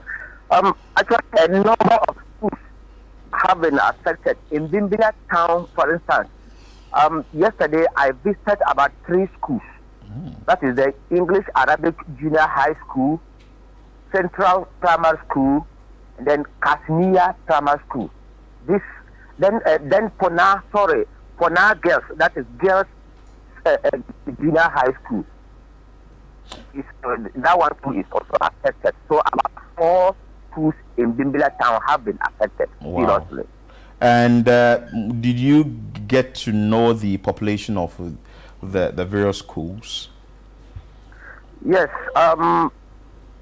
Aside Bimbilla Junior High, what's the name? Central Junior High School, Central Primary School, whose population is not that much. The rest are close to 500, or some even close to 1,000. Wow. Arabic Junior High School is one. Then the Pona Girls is another. They have the population there is so much. Wow. And what has been the alternative for the pupils or the students of these institutions? Yes, for Arabic Junior High School, for instance, the alternative is that students are made to sit under trees for now. Then Pona Junior High School, yes, the school too has a number of trees on campus there. So for now, that is the alternative the students are going to. They are sitting under trees in the schools. In your report, you made mention of the fact that the National Disaster Management Organization has done some assessment. What has been assessment they've done, per what you know as a reporter? Yes, as at yesterday, the National Disaster Management Organization, they were still going through. They were still visiting the victims to see the extent of damage they have. And currently, as we speak this morning, I had a number of calls from other communities that they are also affected. So I am yet to find out from the NADMO people whether they also are aware of their communities. But for Bimbilla town, they actually divided themselves into groups, about 5 or 6 groups that they were visiting the areas. So as to the total number they have or whatever they have, I am yet to meet with them too. All right. How bad is, this thing? How bad is the disaster, or how bad was the aftermath? What does it look like? It's terrible. It's terrible. Some have had their structures completely down. And currently, some have been accommodated at the Bimbilla Community Center. Because right now, staying with families is no longer as it used to be, because many families are now also overcrowded. So to go to say maybe you are going back to your family house is a challenge. So it's terrible. It's terrible. Most people have lost their homes, and this time getting things to buy, getting money to buy the zinc, the wood, and things is not easy. So people are actually struggling. Right, but nobody was hurt, right? And no life was lost, right? Yes, nobody was hurt, like losing their life. That one brother called Alasan, I am told a room fell on him and he had his leg broken. So currently, he is the only person that I have heard of or seen to have his leg broken as a result of the storm. Wow. Alabira, thank you so much for your time, and all the best as you visit to the other communities to monitor the situations there, and also to check what is happening in these communities that have been affected by the rainstorm. The story I'm bringing you is that there was a rainstorm that happened in Bimbilla on Tuesday and has affected over 1,000 homes and some schools within the township. Most of these students and pupils have been left stranded. Homes have also been affected, and the residents there have been affected as a result of the rainstorm. We are just hoping and praying that the National Disaster Management Organization will conduct its investigations, or rather will do its assessment quickly and try and find either makeshift shelters or safe havens for these affected individuals, and the best that can be given to them. Chris, this is a troubling one for a rainstorm to hit a community, and you know, I understand it started about 5 a.m. and ended around 7 p.m. So imagine you are sleeping and this happens. But we have an affected resident of this disaster, Yakubu Abdul Rauf, is joining us now to give us his account of what have happened and how he's been affected. Good morning, sir. Good morning, sir. I want to say a very big sorry for what has happened to you. But first of all, how has this impacted your life? In fact, that's not been easy for us. So. If you say it's not been easy for you, can you explain further? My house has just collapsed. It is not about the roof taking off. The house is collapsed. My senior brother's own collapsed. My wife's container, everything, from scratch to top, everything is down. Yesterday, I had to leave. That day, I had to sleep with a friend because some of the family members had to rush to my place, and I had to leave and go and sleep with my friend. It is not easy for me as a teacher. Just before that very day morning, a lot of the family members came to my house as to what we are going to do. One person leading the family, what will you do? As I'm speaking to you now, there's tears in my face because I have nothing to do than to also go and meet a lot of people to see how they can help me solve the situation. So we are calling on government. This one is beyond the MCE because a house full of 7 rooms or 8 rooms, the roof's gone, the building itself is down. What will you do as a family member? And I'm the person leading the family. What will I do? Wow. So we are calling on all organizations to come and help us. Other than that, we'll go away and leave the family because we don't know what to do. Because if even the family is a problem, another family coming to us situation, I mean, spoke about it. We don't know what to do again. We are managing the family, and your brother has just taken a place to go and build, and now the place is destroyed. He's coming to add the children and himself and the wife to you. How are you going to take care of them? Al-Hassan, how many people are in your house, as in your household? In my house, for instance, I have 18 households. My brother is having 6 of them. My sister came, 2 of the children added to the pair. How many are they? I don't know what to do. I'm not even going to school. I'm in the house. I'm not even going to school. So I don't know what to do. We understand the National Disaster Management Organization came around to assess the situation. What has been the action from them? They have not. Our community. They have not come to our community. They are in Dimila Township. They have not come to the community. Oh, so your community is what? What's the name of the community? Nambe community is not far from. It's just in Dimila. It's not far from here. They stood in town and then they did their those things. They have not come to our place. I don't know whether they are yet to come or not because today is the 3rd day and we are not seeing them. But aside the National Disaster Management Organization officials coming there, have you seen any of the authorities coming there? Maybe the MC, DC, MP. No, nobody came. Apart from the media man who came and took the pictures, videos, and those and interviews, we have not seen anybody. So because of that, I don't even go to school, and I will have to wait and see whether anybody will come and see the way you people have been affected. Well, nobody came, so we are still waiting to see what happens. Why the MC? Well, I'm already informed that the MC is not home. I don't know whether the other officers will still do their moves or not. yet to find out from them.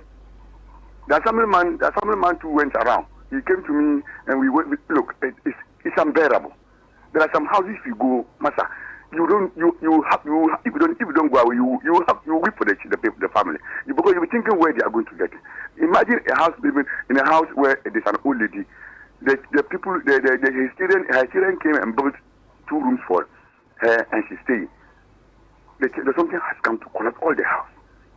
Yet for the people to come away from the village to come and visit this way, we had to go and look for a church in the veranda and they slept in there. And myself, I took 2 of my unused mosquito nets and went and gave to them because they were going to sleep in the open. The situation is very serious. If they don't help us, we don't know where to put ourselves. Because if you go and ask for more especially the wood is our problem. The wood is our problem. The wood is the price of the wood, the way it is going. We don't even know what to do. So if you think you can even just get a room, sun and do any other thing, but when you get to it, we are going to be in trouble. The zinc and the wood is the one that is giving us a problem. Let me understand this proper. What I'm seeing on the screen tells me that some roofs were ripped off. Is it that the entire structure collapsed or just the roofs that were ripped off? Some the roofs will take off, and then one side of the building will also crack, and then it's just a depth trap. The student cannot go in there. Okay, Al Hassan, thank you so much for your time. That are affected too. The President General High too. The one side of their building. So for the officers, the GES officers came to our school. Okay. So when they came, the headmaster called me. So I went there, and then the officers came, the human resource and the other officers, they came and they saw the danger that happened on the building, and they're saying they're going to report to the MC. So those schools, Amino counted are part. But President General High too, there's another school that is also having that problem. So for now, that's all we are. We are leaving everything to the Almighty God and see how best God will help us solve the problem. Of course. And we just praying that you receive help soon.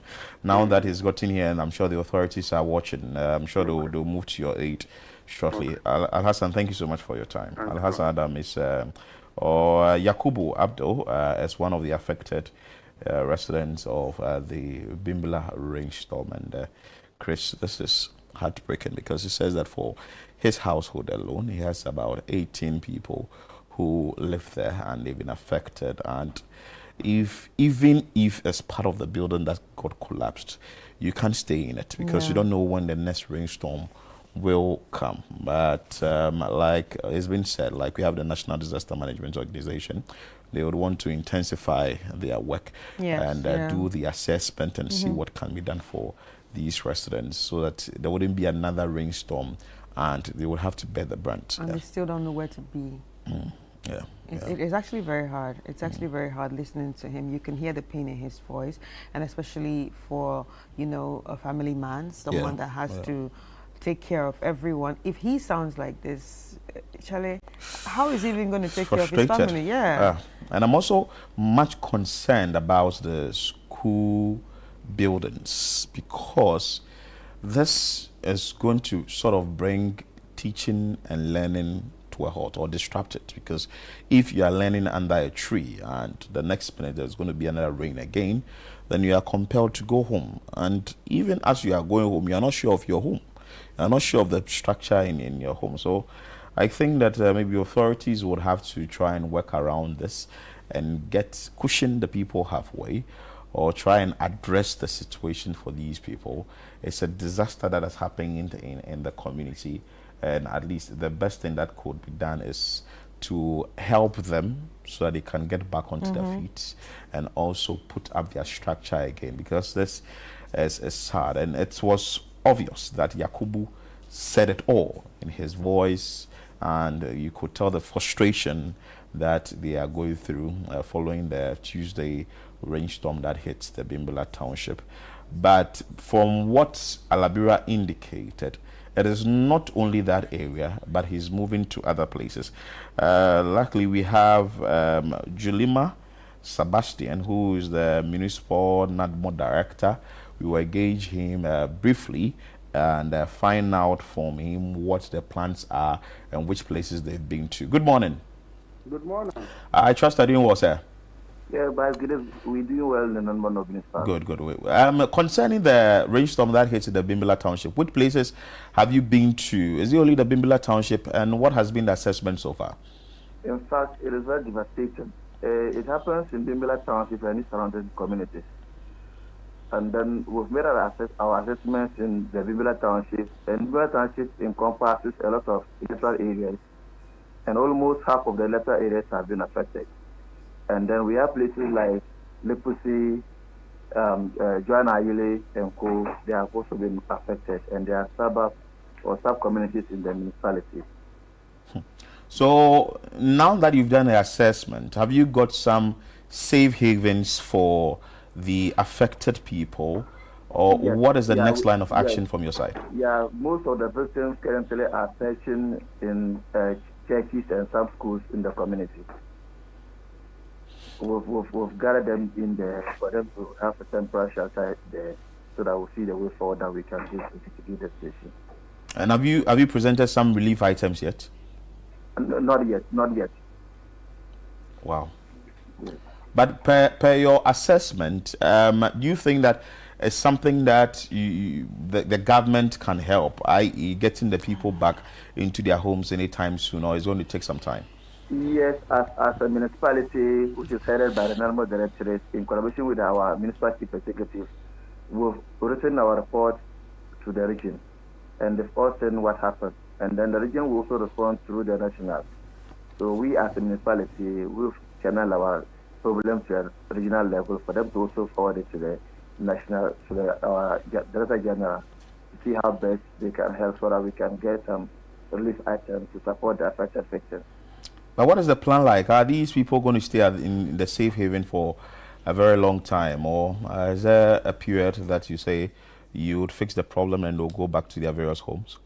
With the issues of the risk-off that we have, most of the communities, even though still waiting for NADMO to chip in, but also have started working, marshalling efforts within their own selves, just to ensure that they move back to normalcy. What of the schools? What is the immediate approach for the schools so that you can get them back teaching and learning to resume? Most of the schools, the head teachers have agreed to double the classrooms with chairs so that the students who were in the classes that have been affected will be sitting in there for now, as and when the other routes of schools classrooms have been worked on. Okay. Yes. Thank you so much, sir. Julima Sebastian is the Municipal NADMO Director, and he has stated that some safe havens have been identified for the affected individuals, and there are measures being put in place to address the situation. I think for the schools, immediate action must be taken, and also for the homes. But the place for teaching and learning shouldn't be disrupted. Yeah. It should go on. Yeah, it should go on. Yeah. Anyway. And I hope that their report actually pushes the government to help, because it will be very sad if any of this disaster happens again. Yeah. Because it's just going to get worse and worse and worse, and it's just going to compound. Yeah. But anyway, our heart goes out to them, and we hope that they get the needed help that they expect. But it's time for us to check out a doctor in the house, and we're going to play back one of the episodes that we've played before, and it's about diabetes and pregnancy.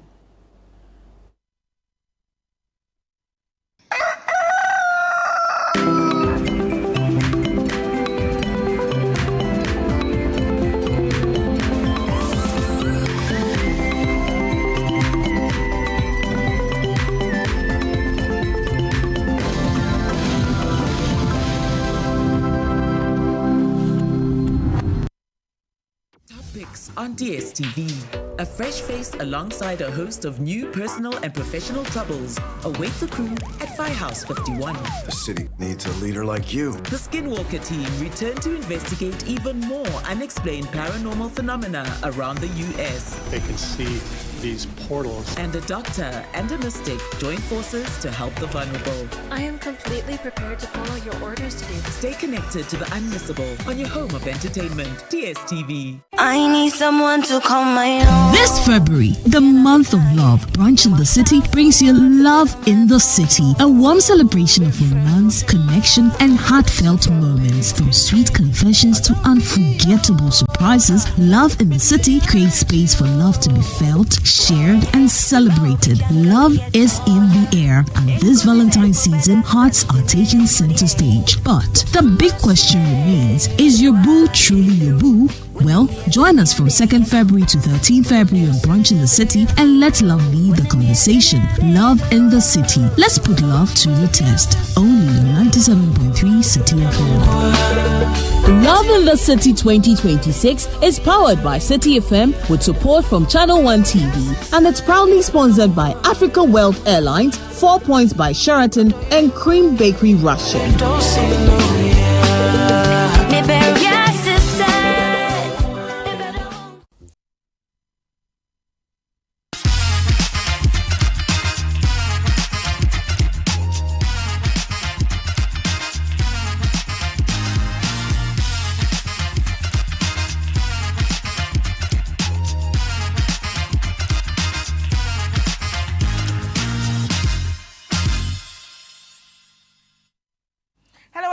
Is Doctor in the house, and you are welcome. My name is Chris Carter. If you're joining us for the first time, this is the show I like to call the consultation before the main consultation, and the main consultation is when you get to the hospital. So on this show, we get to talk about everything about your health, and you get to know new things, you get to know how to manage whatever you're going through, and you get to also take care of yourself and appreciate the life that you actually have. Now, we are going to be talking about something a lot of people have overlooked, and it's actually important in maternal health, and it affects so many women. And like I said, it's often overlooked until complications arise. And the doctor in the house with us today is Dr. Kelvin Owusu, who's a wellness consultant at the Violet Medical Center. And today it's all about pregnancy and diabetes. Hi, Doc. Hello, Chris. How are you? Very well. Doc, are you ready? Oh, yeah, I am. Okay, I am. So let's get straight into it. You explained what diabetes was last year. I said last year. You know what I was thinking about? I was thinking about the events that we met last year. So you explained what diabetes was last week. Mm-hmm. And today it's diabetes in women. Pregnancy. In pregnancy, yes. Yeah, so tell us about diabetes in pregnancy, because I've heard about one that comes during pregnancy before, but just tell us about it. Well, I mean, so diabetes, as we said last week, I mean, it's where there's a challenge with metabolism of sugar or glucose. And so the levels begin to rise in the blood. And it basically has to do with insulin. You know, so I mentioned that there's type 1 diabetes where the body is not producing enough insulin, sometimes no insulin at all. And so those people, they need insulin injections so that they can metabolize their sugar. Right. Then there's the type 2 diabetes where your body is producing insulin. In fact, sometimes your body is producing a lot more insulin than needed, but the insulin is not being effective in pushing the sugar out of the blood into the muscles where it's needed, you know. Now, there is a type 3 diabetes, which some people have said is a subset of type 2, you know, and that is where we talk about the gestational diabetes. So type 3 diabetes is also known as gestational diabetes. It is, in terms of how it presents, it's similar to the type 2, because the body sometimes is producing a lot more insulin than needed, right? But then it's just not able to overcome the challenge, the insulin resistance, and so the sugar stays in the blood. But when we say diabetes in pregnancy, we need to explain it a little bit further. Yeah. You know, because you can have diabetes pre-existing diabetes. Yeah. And then you became pregnant. It's still considered diabetes in pregnancy. So you can get pregnant when you have diabetes? Yes, you can. Okay. You can get pregnant whilst you have diabetes. Right. I mean, we'll talk about it in a bit more details, but you can also develop new diabetes. You were not diabetic before, then you got pregnant, and then now you are diagnosed as diabetic. So that is what we call the gestational diabetes. So we say it's the pregnancy that caused the Well, yes, it's as a result of the pregnancy, you know. So is the pregnancy too sugary or blocking the insulin? Well, you think about it this way, you know, when you are pregnant, you know, you are growing another human being inside your body, right. And so your sugar requirement is higher because you are not only feeding yourself, you know, so the body mechanisms try to make more sugar available so that the baby can also, you know, enjoy some of the goodies, you know. When this mechanism doesn't go as it's supposed to go, then you tend to develop gestational diabetes. That is assuming you didn't have diabetes before. Now, the reason why it's important to understand whether it's a pre-existing diabetes or gestational diabetes is because even though they are all diabetes, they have different, different effects on the pregnancy, on the mother and the baby. You understand? And so the management may be the same, but we need to understand which diabetes we are dealing with because the outcomes might differ significantly. So, for instance, if a woman was... So that's why it's always important to check. Well, you know, pregnancy is actually one of those things that you need to prepare for. Right. Unfortunately, many people do not prepare for pregnancy. They just get pregnant. You understand? There actually is a part of medicine which talks about prenatal care, which every woman needs to actually go through before they become pregnant, you know. Oh, before they become pregnant? Yes, you need to actually have a checkup before you become pregnant under ideal situation. But I don't know how many women have had a prenatal checkup. I mean, hey, they just get pregnant and because we all say congratulations. Because the Lord did it for us. Yes, the Lord is good all the time. So, so many women may not even be aware that they are diabetic. Right. The first time they discover that they have diabetes is when they actually become pregnant. You know, that presents a challenge. You know, because then you can't tell was it a pre-existing diabetes or is it a gestational diabetes? So it makes it a bit challenge. But the classic thing about gestational diabetes is that when the pregnancy ends, the diabetes also ends. It might sound like good news, but guess what? Up to 50% or more of women who had gestational diabetes will end up developing type 2 diabetes later on in life. So pregnancy is kind of like a window to your future. So if you develop hypertension when you are pregnant, there's a possibility that you develop hypertension later in life. If you develop diabetes when you are pregnant, even though the diabetes might disappear when the baby is delivered, you might develop diabetes later in life. So it tells you what's going to happen so that you can start preparing, or try and start preventing some of these things, you see. So pregnancy is a good thing. It shows you your future, kind of. So what risk factors does women with, you know, pregnant women actually with gestational diabetes face? So, okay, so in terms of what, how do I put it? What will make one woman more likely to develop gestational diabetes? Okay. You know, it starts with the age of the mother. You know, so if your first pregnancy is delayed, you know, mid-30s into your 40s, your risk of developing... Why are you making faces at me? There's a risk of developing gestational diabetes, you know, so in that regard, the earlier you give birth, the better for you. So hey, that is one. You know, a lot of things happen with our age. Yes, you know, and indeed, that's part of the reason why we are seeing a lot more of some of these things nowadays than previously, because now a lot more of our women are going into careers. They are furthering their education. So the starting family is getting more and more delayed. You know, so we are beginning to see a bit more of these in our setting than it used to be previously. So yes, maternal age at first pregnancy is a very important risk factor. First pregnancy. First pregnancy. Well, I mean, all pregnancies, but most of the time is the first pregnancy. If your first pregnancy is late 30s into your 40s, you tend to have a bit more issues than somebody who has been pregnant before. You know. Then if the woman is already overweight, you know, overweight and obese, then your risk of getting gestational diabetes is high. If you've had a previous history of gestational diabetes yourself, so for instance, in a previous pregnancy, you developed diabetes, which went away after the baby was born. When you get pregnant again, there's a higher risk of developing the diabetes again during that pregnancy, you know. Or if there's a family history, if your mother developed gestational diabetes when she was pregnant with you or any of your siblings, there's a risk that you can also have the same experience as your mother. So you need to talk to your parents about their experience, because you might go through the same things that they went through, you know. So those are some of the risk factors that will make one person develop gestational diabetes when compared to another person. Right. You understand? But is it preventable? Like I asked my mother, and my mother said, "Oh yeah, the doctor said I had during your pregnancy.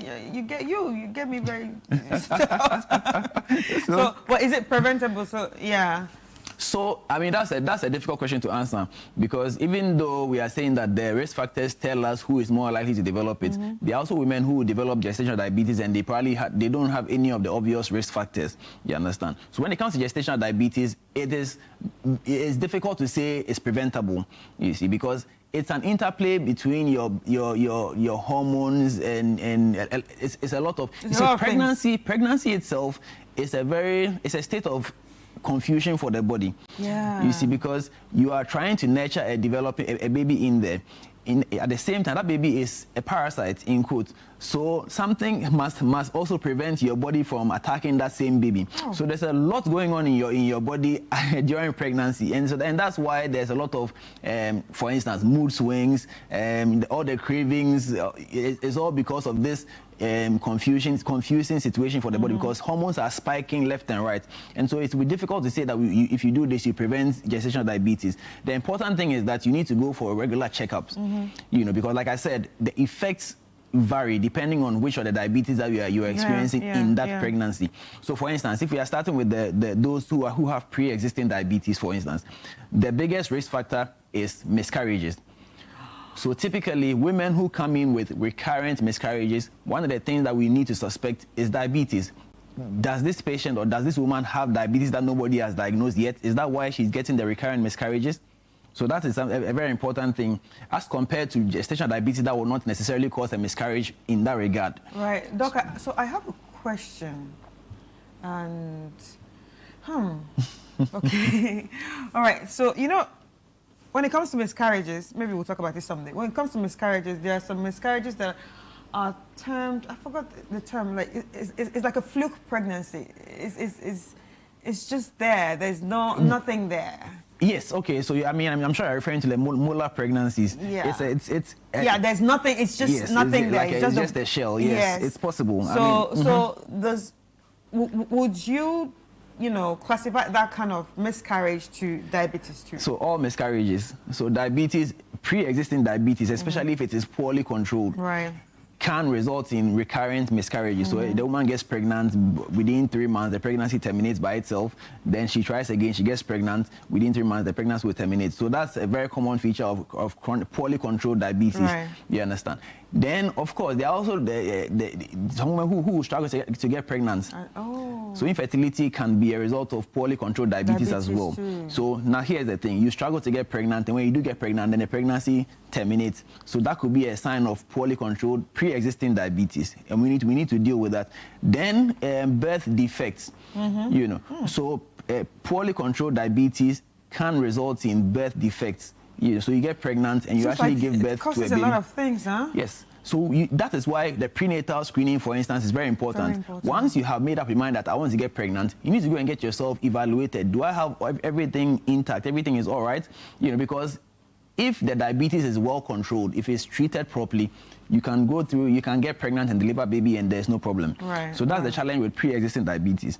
Now, before we move on, if the baby should form properly and you go through the pregnancy process, there's something called IUGR, intrauterine growth restriction, which is also common with pre-existing diabetes. So the child is very small, and then maybe born even preterm, So that comes with its own complications as well. So pre-existing diabetes can cause all of that.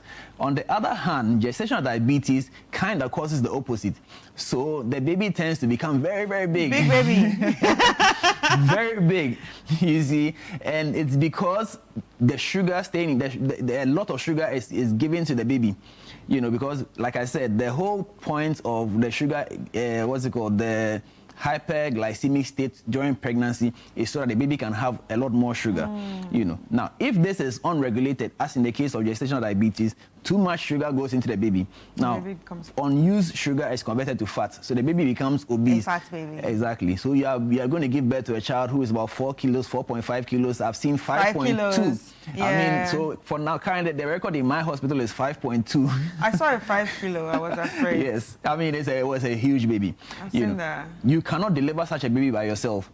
And if you actually attempt to do that delivery by yourself, the mother will end up with injuries, down in your nether region, and the baby too will come out with injuries, fractures of the clavicle, nerve damage, etc. So such a baby has to be delivered by cesarean section. The one I saw, the baby died. It's a possibility. Because she was also religious. Oh, we don't just deal with that, yeah. So the baby was the baby's head just stuck, but the body couldn't come out. Exactly. So that's a catastrophic outcome. But yes, if the baby is too big, the shoulders cannot come out, and if he falls the shoulders out, that is when the mother will get injuries, and the baby will also get injuries as well. So if the baby goes past a certain weight, the recommendation is cesarean section. And gestational diabetes can cause that. I love your job. I love medicine. And I like the fact that we are talking about this, because there are so many people that are, religiously warped, that do not want to hear any of this, but I love the fact that we are talking about this. It's important that we understand that every decision has its consequences, and as medics, we cannot force our will on the patient.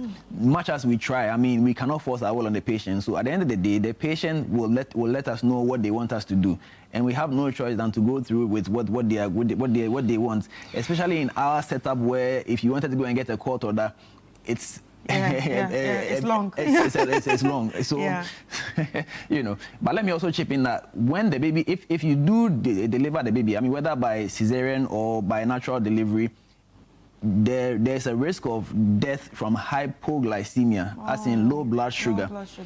Because when the baby has been exposed to so much sugar in utero, that is inside the womb for so long, they naturally develop high insulin levels. So when you cut the cord, that insulin that was coming from the mother, that sugar that was coming from the mother is cut off. Now you have high insulin in the baby, so that high insulin will suddenly crash the sugar in the baby's blood. And so if that baby is not put on strict monitoring and possibly replaced with some IV sugar, and I use the IV sugar advisedly because there's proper, glucose that has been made for IV administration. Then you could lose that baby. And so when the baby is born, we need to pay attention to the blood glucose, but probably be monitoring every hour. Some parents get quite agitated when you are poking the baby every hour to check the sugar, but it's for a reason. You understand? We want to make sure that the blood sugar is good enough, to sustain the baby. Otherwise, we could have a catastrophic outcome. Right. So if you're watching us right now, it's Doctor in the House, and we are talking about pregnancy and diabetes. Like the WhatsApp lines are open for you to send in your messages. So if you have any messages or any concerns that you want to ask the doctor is here to answer all those questions for you when it comes to the topic of the day, which is diabetes and pregnancy. So Doc, what about preeclampsia and high blood pressure? So diabetes, yes. So diabetes in pregnancy actually increases your risk of getting hypertension, which then leads to preeclampsia and its older cousin, eclampsia. So eclampsia is seizure, that pregnant women get as a result of blood pressure related issues and kidney damage. So yes, preeclampsia involves a lot of processes that eventually result in problems with the kidney. So this is why actually whenever you are pregnant and you go to the hospital, they will always take urine from you. I tell my pregnant women that when you are pregnant, your body is not yours anymore, unfortunately. Every time you go to the hospital, they will draw blood, they will take urine. And because we need to check some of these things, so one of the things they check in your urine is glucose. So is there glucose in your urine? Is there protein in your urine? If there's glucose in your urine, could you be developing diabetes, or do you already have diabetes? If there's protein in your urine, could it be preeclampsia? So that's why we must check your urine every visit. Then we need to draw blood as well and check. Again, we'll check your sugar and other things. And at a particular point in pregnancy, around 14 to 20 weeks there, but we need to do a diabetes evaluation. Because it's not every woman who will develop the signs for you to see that this person has diabetes. So we need to check and see, does she have or does she not have? So when you come to the hospital or when you go to antenatal and they are poking you, it's for a good cause because we don't want to miss anything. But before I forget, now the risk in the baby doesn't just end with the hypoglycemia. Babies born to mothers who had gestational diabetes have a higher risk of developing type 2 diabetes themselves. So it doesn't end there. So, but okay, they have a higher risk of developing it. So they don't have it yet. They don't have it at the time they are born, but as they grow older, sometimes by early adulthood, they most likely will develop the type 2 diabetes themselves in the children born to such mothers. So without maybe without even looking like someone that can develop maybe the weight and being obese and all that. So the point is, if I am engaging a person who has been newly diagnosed as diabetic and we are not finding any risk factor, he's not overweight, he does his regular exercises, then the next question to ask is, did your mother have diabetes during pregnancy? Because there is that connection which has been established. Doc, this is so complicated. It's so complicated. It is. But you see, the good news is that we know how to manage diabetes in pregnancy, whether it was diabetes pre-existing or diabetes that developed during pregnancy. The important thing is that you need to be consistent with your antenatal care. If you don't have any problem in your pregnancy, you don't go to the hospital. I mean, you don't do antenatal as frequently. I think once every trimester, and then you do a final one. So only about 4 or 5 times. If you have such an issue in pregnancy, you'll be required to go a bit more frequently. So you need to engage with your healthcare provider so that you don't assume that they are trying to just waste your time, or you don't just say, my friend is going only 4 times. Why am I going plenty? Let me also sit in the house. You see, your case is unique. Right. So when someone is diagnosed of the gestational diabetes, is there something that the person can do? Or let's say, how important is nutrition, exercising, and so on when it comes to the management is similar to managing diabetes. So diet is important, especially in our setting. When people are pregnant, they are told not to eat certain foods. They are told to eat certain foods, and then things like ayelo and chalk become a mainstay. All those ones we don't advise you to engage to eat any of those things because it does not help you. Right. But diet, good diet, balanced diet, adequate carbohydrates, protein very important. Some pregnant women are told not to eat protein. They don't eat snail. They don't eat eggs. Eggs and snails are actually good sources of protein, so please eat them. Good fats, not what's it called? The trans fat. Trans fats, and you get trans fat from reusing oils, for instance. And processed food. And processed food, cut down on processed foods. The exercise is very good for pregnant women. In our local setting, we actually discourage pregnant women from exercising, but no, exercise is very, very good, provided they are not overdoing it. So exercise within your limits. If it's a walk you want to take, you can go ahead and walk. If it's a jog you're allowed to jog, so long as there's no contraindication, you have not had any bleeding or low abdominal pain, you can go. You can actually jog. There are women who have actually jogged all the way into the labor ward. So there's no problem with exercising during pregnancy. Very, very important. So, and then your medication. Once you are diagnosed as diabetic, you will be started on medication. Right. These medications are safe in pregnancy, so you have to take them to help regulate your blood sugar. Because if you don't do that, then the baby is going to continue getting bigger and bigger until you cannot deliver by yourself. So we want to, manage it as much as possible. Right. So we have a question here, Doc. It says, does having a child at 30, 31 affect anything? The mother of the baby? Not that. I mean, 30 is actually a good age to have your baby. But when you go above 35 and you enter into 40s, especially for a first baby, then you're entering into should I say chaotic areas of life. But even with that, we know how to manage it. You just have to be consistent with your hospital attendants. All right. So what precautions should people actually take during labor? I mean, that's somebody with gestational diabetes. Well, I mean, the first thing is you need to go for antenatal. Very important. Once you're going for antenatal, we'll identify the risk factors and we'll manage those risk factors. And then so that we'll know, are you actually a candidate for SVD to deliver yourself, or are you a candidate for cesarean? So once we know which is which, then you are counseled so that you don't. Sometimes you tell a woman that this pregnancy has to be cesarean. Then the woman will tell you that I've delivered all my babies by myself, so this one to deliver myself. I'm a Hebrew woman. I will deliver like a Hebrew woman. And they'll always find somebody to help them push.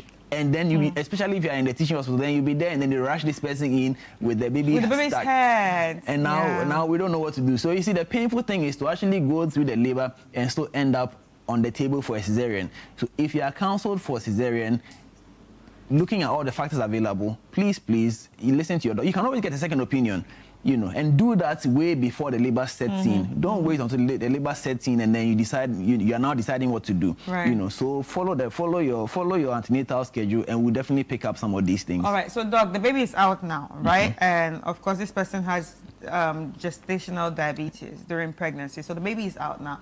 At what point should she now retest to see if this thing is gone?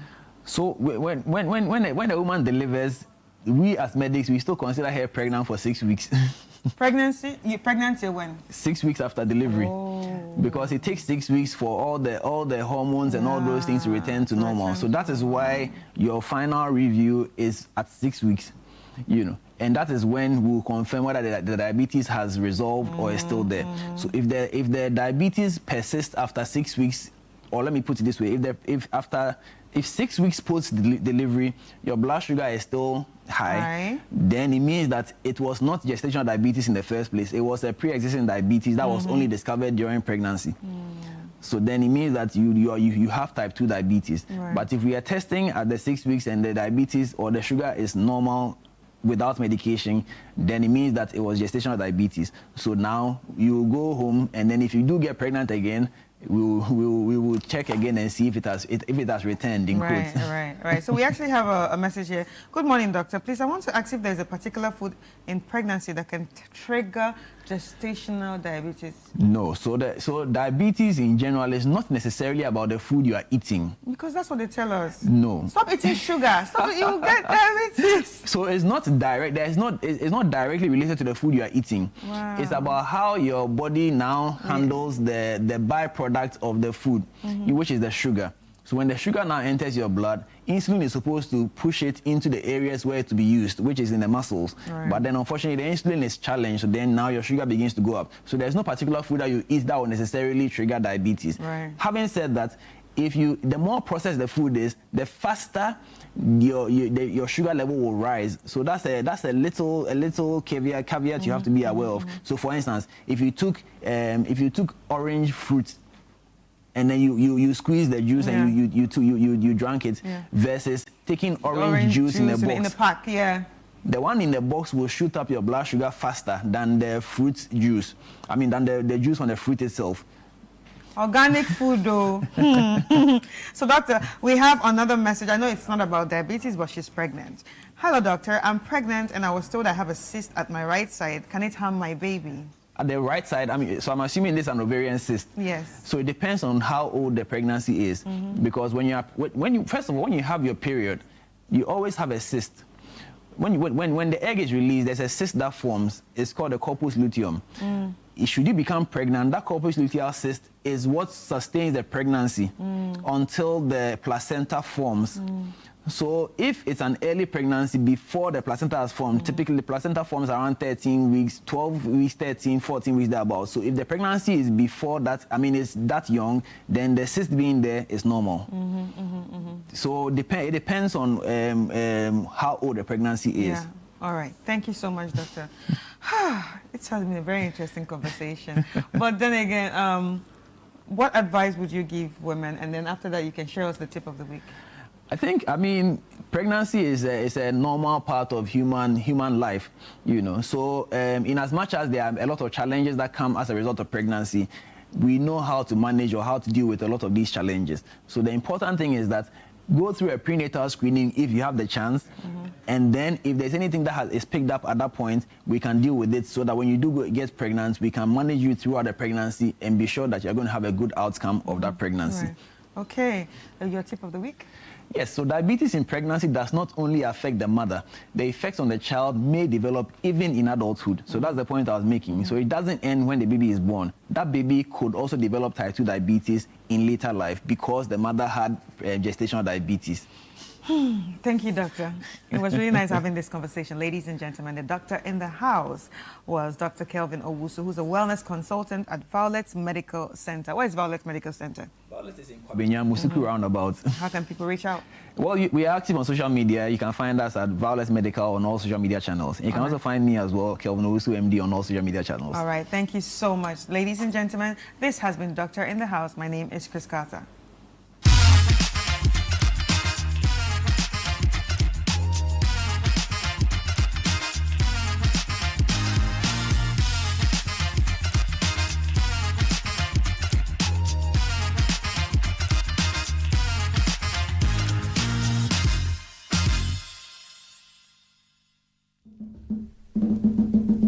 Ago Ghana. This March, we don't just remember where we're from, we celebrate who we are.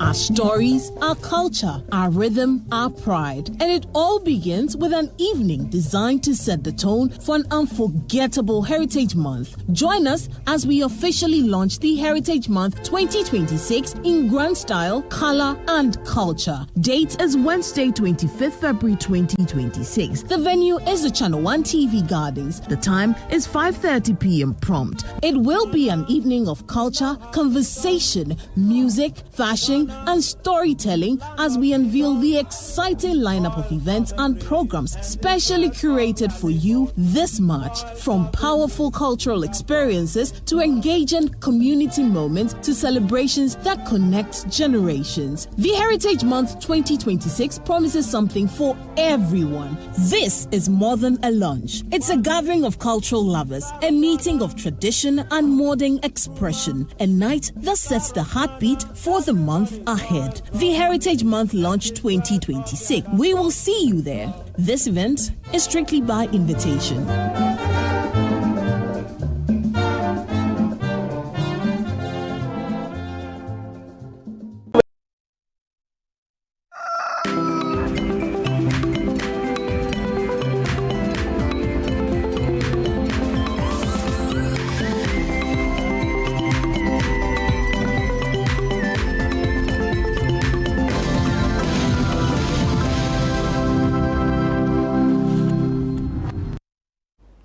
Hello again, welcome back. This is Breakfast Daily here on Channel One Television. I am Nana Tufu-Boate, and it's time to get into a conversation that you will be interested in, the rest of the world will be interested in. And ask me why. I keep saying that you can take everything else from a man, but two things you cannot take from him are his talent and his wisdom. And these two are God-given. There's nothing anyone can do about it unless you end the life of the man.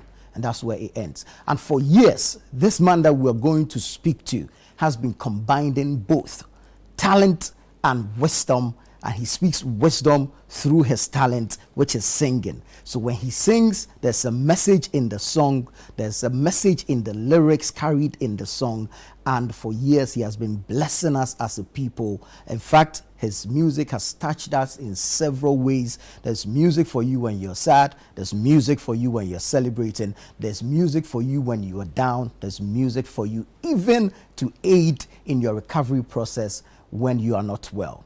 So for years, the music spoke.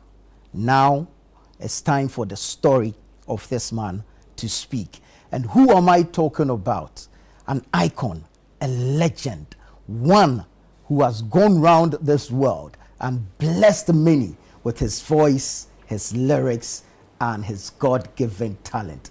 Ladies and gentlemen, for this one, I would have to stand up for the man because it is a great honor to welcome the legend, Kojo Antwi, into our studios. Hey. Welcome, sir. Thank you so much. Thank you so much. Thank you so much. Thank you so much. It's such a pleasure. For once, if you ask my people, they'll tell you I'm never lost for words. But for once I'm lost for words. You can actually feel the goosebumps. I'm shivering actually. Sitting in the presence of Kojo Antwi. It's such an honor. Such an honor. And this one I'm saving it. So my people, please, when you finish, cut the video for me. I'm saving it. I'm going to take pictures after. I'm going to hang it in my hall, and I point to my daughter that you have no idea where I've reached in life. You understand?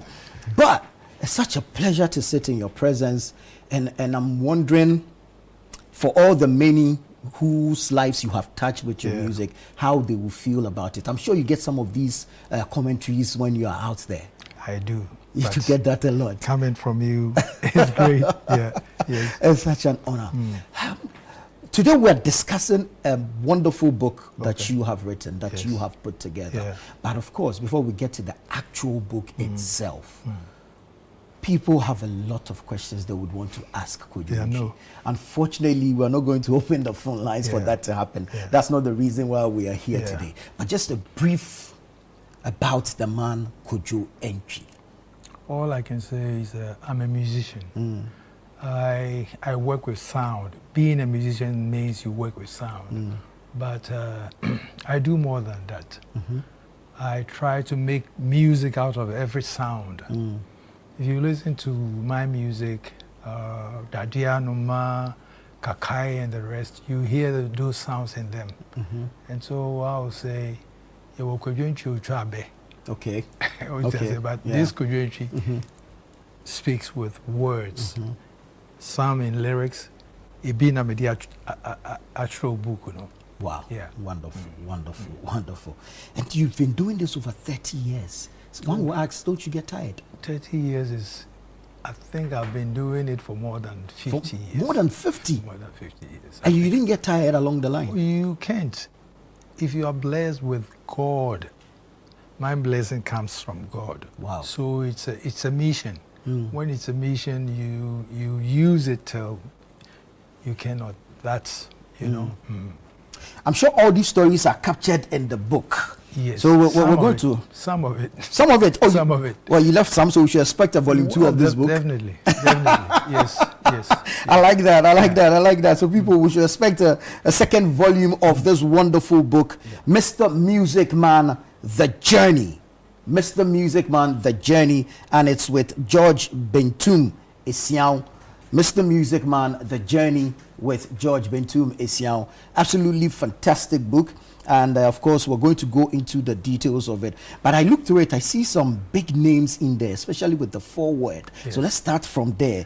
The likes of Professor Kwesi Yanka, Yes. a review by His Excellency John Dramani Mahama. Wow, how do you come by? Also Freddie Maywe in there. Dr. Sam Jonah.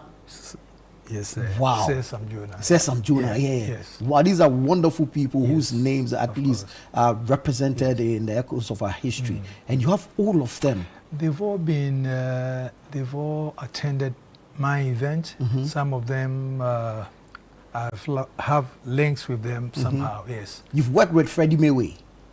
A lot of times. Wow, tell us about that. I'm even playing with them on the 5th of September in London. Wonderful. Yes. Wonderful.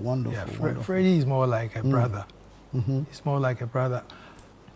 I performed in Ivory Coast. He was a little boy then. I was also a little boy then. I performed there, and he was in the audience. And I think part of it is what is written in the book. In the book, yeah. So today we're not going to drop it all. I mean, we need you to go for the book launch and of course to purchase and patronize the books. And so we'll just be dropping hints that will lead you into going to purchase the book. But let's look at the prologue. This is more like recounting your return from Europe. Yeah. Tell us a bit more about that. Oh, well, my trip to Europe then was like, okay, that was 1982. That was a time that Ghana went through a lot. I think 83 Ghanaians, a lot of the Ghanaians were sent from Nigeria to Ghana. Yes. We were going Ghana through must go. We were going through a lot of hassle, you know. And that was the time that we found ourselves in Europe. So for us, it was like, hey, we are there to play, acquire some good instruments, and return back to Ghana too, you know. And so a lot of things happened. Racism, police, immigration, and even the women. You know, so we had a lot of issues. Wow. Yeah, we had a lot of issues. Yeah. It's reported that when you came back at the airport, you knelt down and kissed the tarmac. Yes. Why did you do that? Listen, the very first people who were taken from Africa to anywhere in the US, anywhere in the Caribbean, anywhere in Brazil, were taken in chains. True. They had these, what do you call? The shackles around their neck. Shackles on their neck and everything. The African is enough on his land.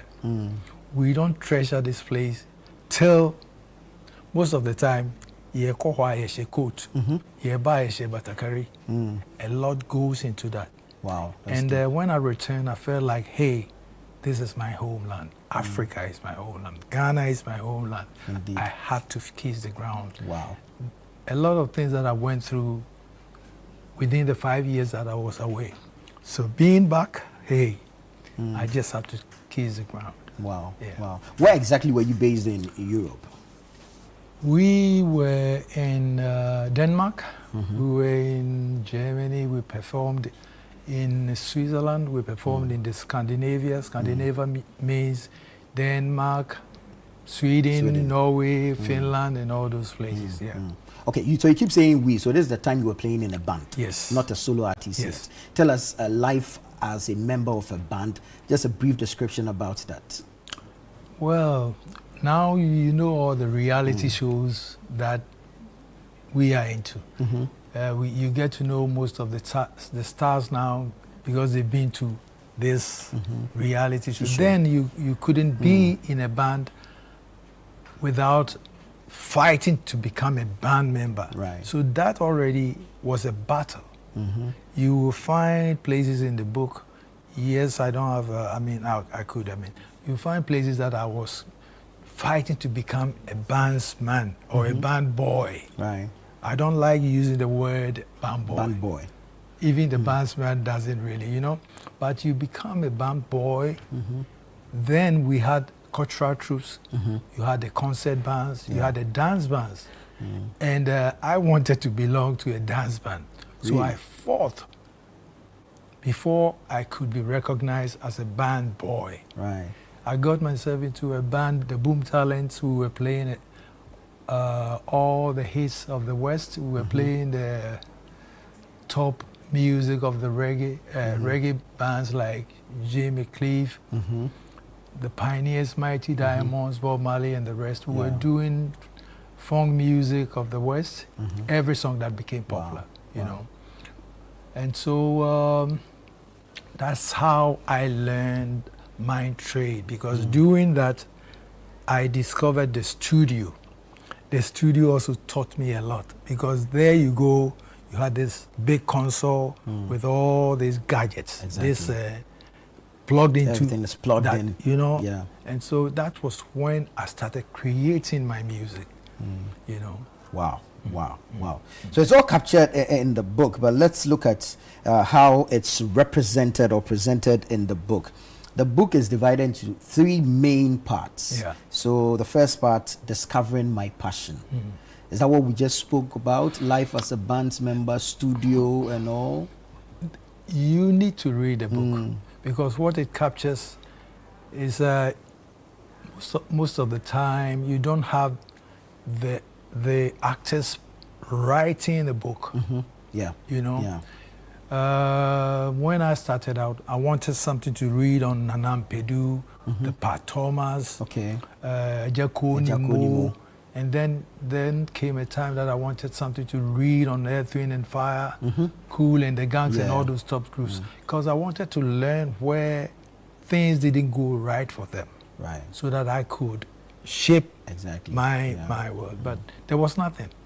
There was nothing to read about them. And then at a certain point, I felt I had to put my ideas together as a book. So this will talk about how you grew up, your background, your education, the Obokwewu days, the Suhun days, the Akuman days, and all. Must have been a wonderful journey for you. The book is not really about me. I'm part of it. Right. But most of it captures the world around us. Okay. The world that Kwame Nkrumah created. I was a little boy then. The world that what we went through, that coup, and then we had the space to operate as a band. But the other bands, there were cultural troops, there were dance bands, there were concert bands. You understand what I'm saying? I speak about JJ Opia. Opia, who was, you understand what I'm saying? Yeah. And the way I had to find the space to be with them, there were times we had to, the break fluid, we had to, someone goes for the ticket, the person has a stamp somewhere. So and you put break fluid on it so you can emboss him in your palm. Exactly. These were things we were doing at a certain point. At a boyhood people days. will come to my shows trying to get it, but it was a pleasure for me. Exactly. Do you know why it became a pleasure? Tell us why. I became more, at a certain point, I wasn't just a musician. Mm-hmm. I was the promoter of my works. I was promoting my own shows. Okay. So you promote your own show. You are on stage singing for the people, but you're still watching those who are coming in. Hey, I'm on for a bar now. Because you are not just a promoter. When you're a promoter, somebody comes, pay you to come and do the job. Right. Nipa bo, nipa mo. Hey, why do you say that? Yeah. But this was a time that Ghanaians were being given a different talent. I wasn't just a promoter. Right. I've been able to sustain what I do because of the things I do on the side. Right. When people talk about show business, the show is just 10%. Business near 90%. 90%.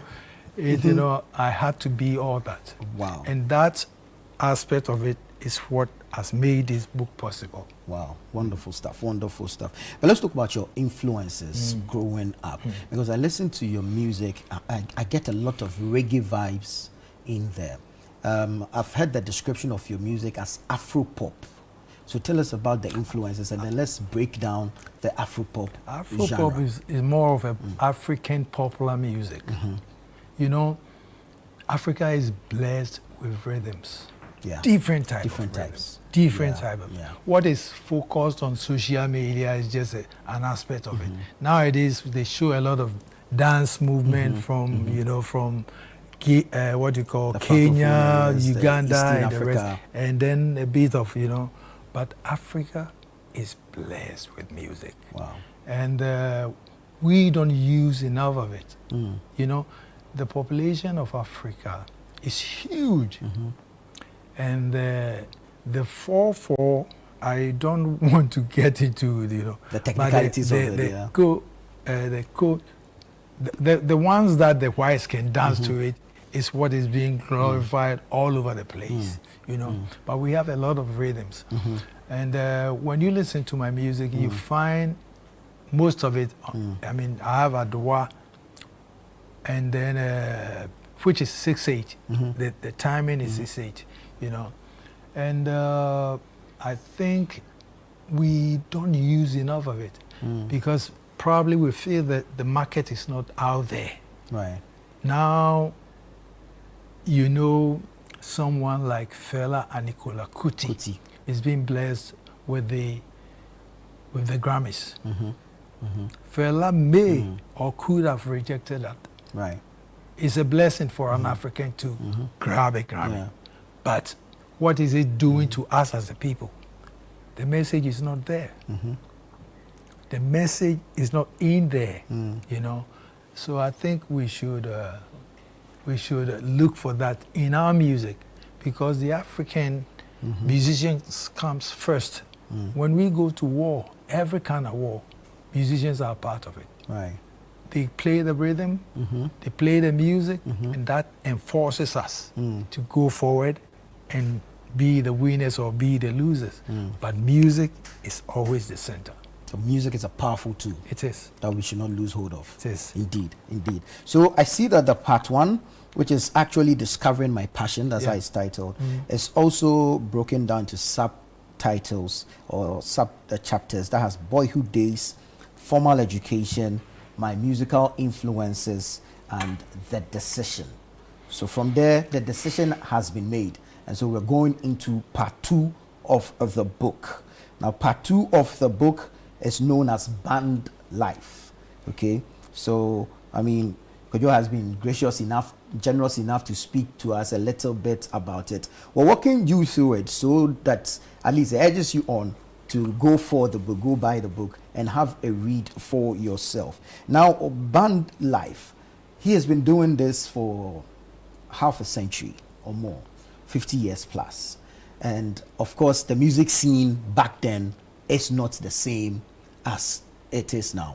How wide is the gap, the difference between the scene as you experienced it from the beginning? It's hard to speak, elaborate it. I will urge everyone to find the book. anyhow, it's we launching the book tomorrow, and there is also an audio aspect of it that penny can cry. You can get the audio part and listen to it whilst you drive somewhere else. It could be in your car or it could be anywhere, and you can listen to it. You know? Because to talk about the band life, it's huge. Yeah. There were songs that we played that were not Ghanaian. If you listen to my music is not completely Ghanaian. If you listen to Kakai, the guitar comes first, and then the ultra comes in, and then the choruses falls in there. You listen to Daddy Anoma, you have the chorus coming at the end, but then you have every that comes in. You know, I learned music by playing all these other music before walking into the studio to record mine. I started playing with the Boom Talent. You know, Boom Talent is the same band that discovered Kiki Jan. Okay. You know, and someone like Foster Lee, he was a very big singer then, also played with Boom Talent. Right. And so I learned the trade being with these bands. And then I joined the Classic Handles, which was a huge, became a huge group then, you know, and we were also playing other bands. Then we found ourselves in Ivory Coast. Right. Over there, we had to change the whole repertoire and become a reggae band. We were doing the reggae all right in Ghana, but we became a reggae band, and we inspired a lot of the artists that we even inspired the great Alpha Blondie. Oh, wow. Yes. Wow. So that's huge. And it's all in the book, so you need to get the book. And it will be interesting to read how you capture the nightlife of those days, because for us, for now, it's all about club, pub, and all that. But it'll be interesting to see how the cultural troops, the band life itself, you know, the concert party bands, the dance bands, and all that, and how it's captured in the book. See, right now we talk about reality shows. When we speak about reality shows talks about singers. What about the players of instruments? Exactly. The Bible talks about a trumpeter being there somewhere in the end of the days. A trumpeter being there. Yeah. That's a player of instruments. Indeed. Reality shows speaks about singers. Those who can sound like Whitney Houston, those who can sound like Mariah Carey, those who can sound like people in the West. But look, we had a singer like there's this gentleman from the north. He had about 3 voices in one. Oh, wow. You need to, I'll get you the name very soon. But we have those singers. We have people with attitude and voices, lyrics that are different from the West. What do we have capturing those talents? Exactly. You understand what I'm saying? Yeah. Yeah. The third chapter is Europe, but as for that one, we won't even touch it. We'll leave it for you. Go find the book. But let's look at the details of our book launch. It's happening on the 13th. Yes. At Labadi Beach Hotel. 13th February. That's tomorrow, Friday. Labadi Beach Hotel. However, it's strictly by invitation. Yes. So who are we expecting at this book launch? Those who are invited. This is a great, for me, this is a great thing. You know, what exactly does it mean to you to have a memoir to capture this? Because earlier we spoke about great musicians not having much literature about themselves for upcoming. Because we write with the songs, with our songs. Exactly. We write with them. Yeah. You know, but this is a practicing musicians. I'm still on the road. I do the launch tomorrow. The next day, I'm playing at Brikum. Wow. Valentine's Day. Wow. You understand what I'm saying? And then I have a party coming on in what do you call? I'm doing an event for just about 40 people. You see, we don't write about ourselves. Yes. When I was starting out, I wanted something to read of Usibisa, Nanam Pedu, Ejako Nimo, all those, you know, because where they go wrong, you need that to learn from. To you understand what I'm saying? And I felt the need, because the experiences, I've had a privilege to share a stage with all the top artists in Ghana. Talk about Angelique Kidjo, all of them. I've had an instances with them. That's amazing. See? So it is about time that I bring something together. And we love it. We appreciate it. We'll be there, Labadi Beach Hotel, tomorrow, the 13th of February. It's strictly by invitation, but of course, the books will be available on a shelf near you. Briefly tell us about the partnership with George Bentu Messiah. George, he's still a partner. You see, I got all these ideas got the ideas together, but he put them in place. Exactly. You know, putting them in place. I gave him the manual, the manuscript, and he needed to place them together, because those ideas came and I put them together. It took me some years to put them together. There were times that people were asking me, when are you coming out with the next book? I was still working on the book. Wow. You know, so people were asking me, when are you coming out with the next record? The records are there, but the interest is the book. The book. And then I got George. I worked through other guys, but they put it together and they brought it to me, and it was still not my voice. Exactly. Then George came, placed it all together in the right place, and they. Very well. So, Mr. Music Man, The Journey. And I say that the journey begins tomorrow, 13th February, because that's when officially the book is launched. It will be available on a shelf near you, at a bookstore near you. So please, find the book, read the book, and of course, get to walk the journey of the Music Man. The book is available from tomorrow after the official launch. Kojechi, thank you so much. It's a pleasure. Thank you so much Always for all you've done for us through your music, and now being generous enough to bless us with your memoir. Always a pleasure. Thank you so much. Thank you. Thank you so much. It's good having you. It's good having you. It's good having you. All right, people, we'll have to leave it here. There's so much we want to take away from this man, because, I mean, he's a walking encyclopedia for music. But unfortunately, we do not have enough time to do that. This has been Breakfast Daily on Channel One Television. I am Nana Tufo Boateng. Earlier, you heard from Chris Carter and Philip Ni Latte. Keep watching Channel One TV.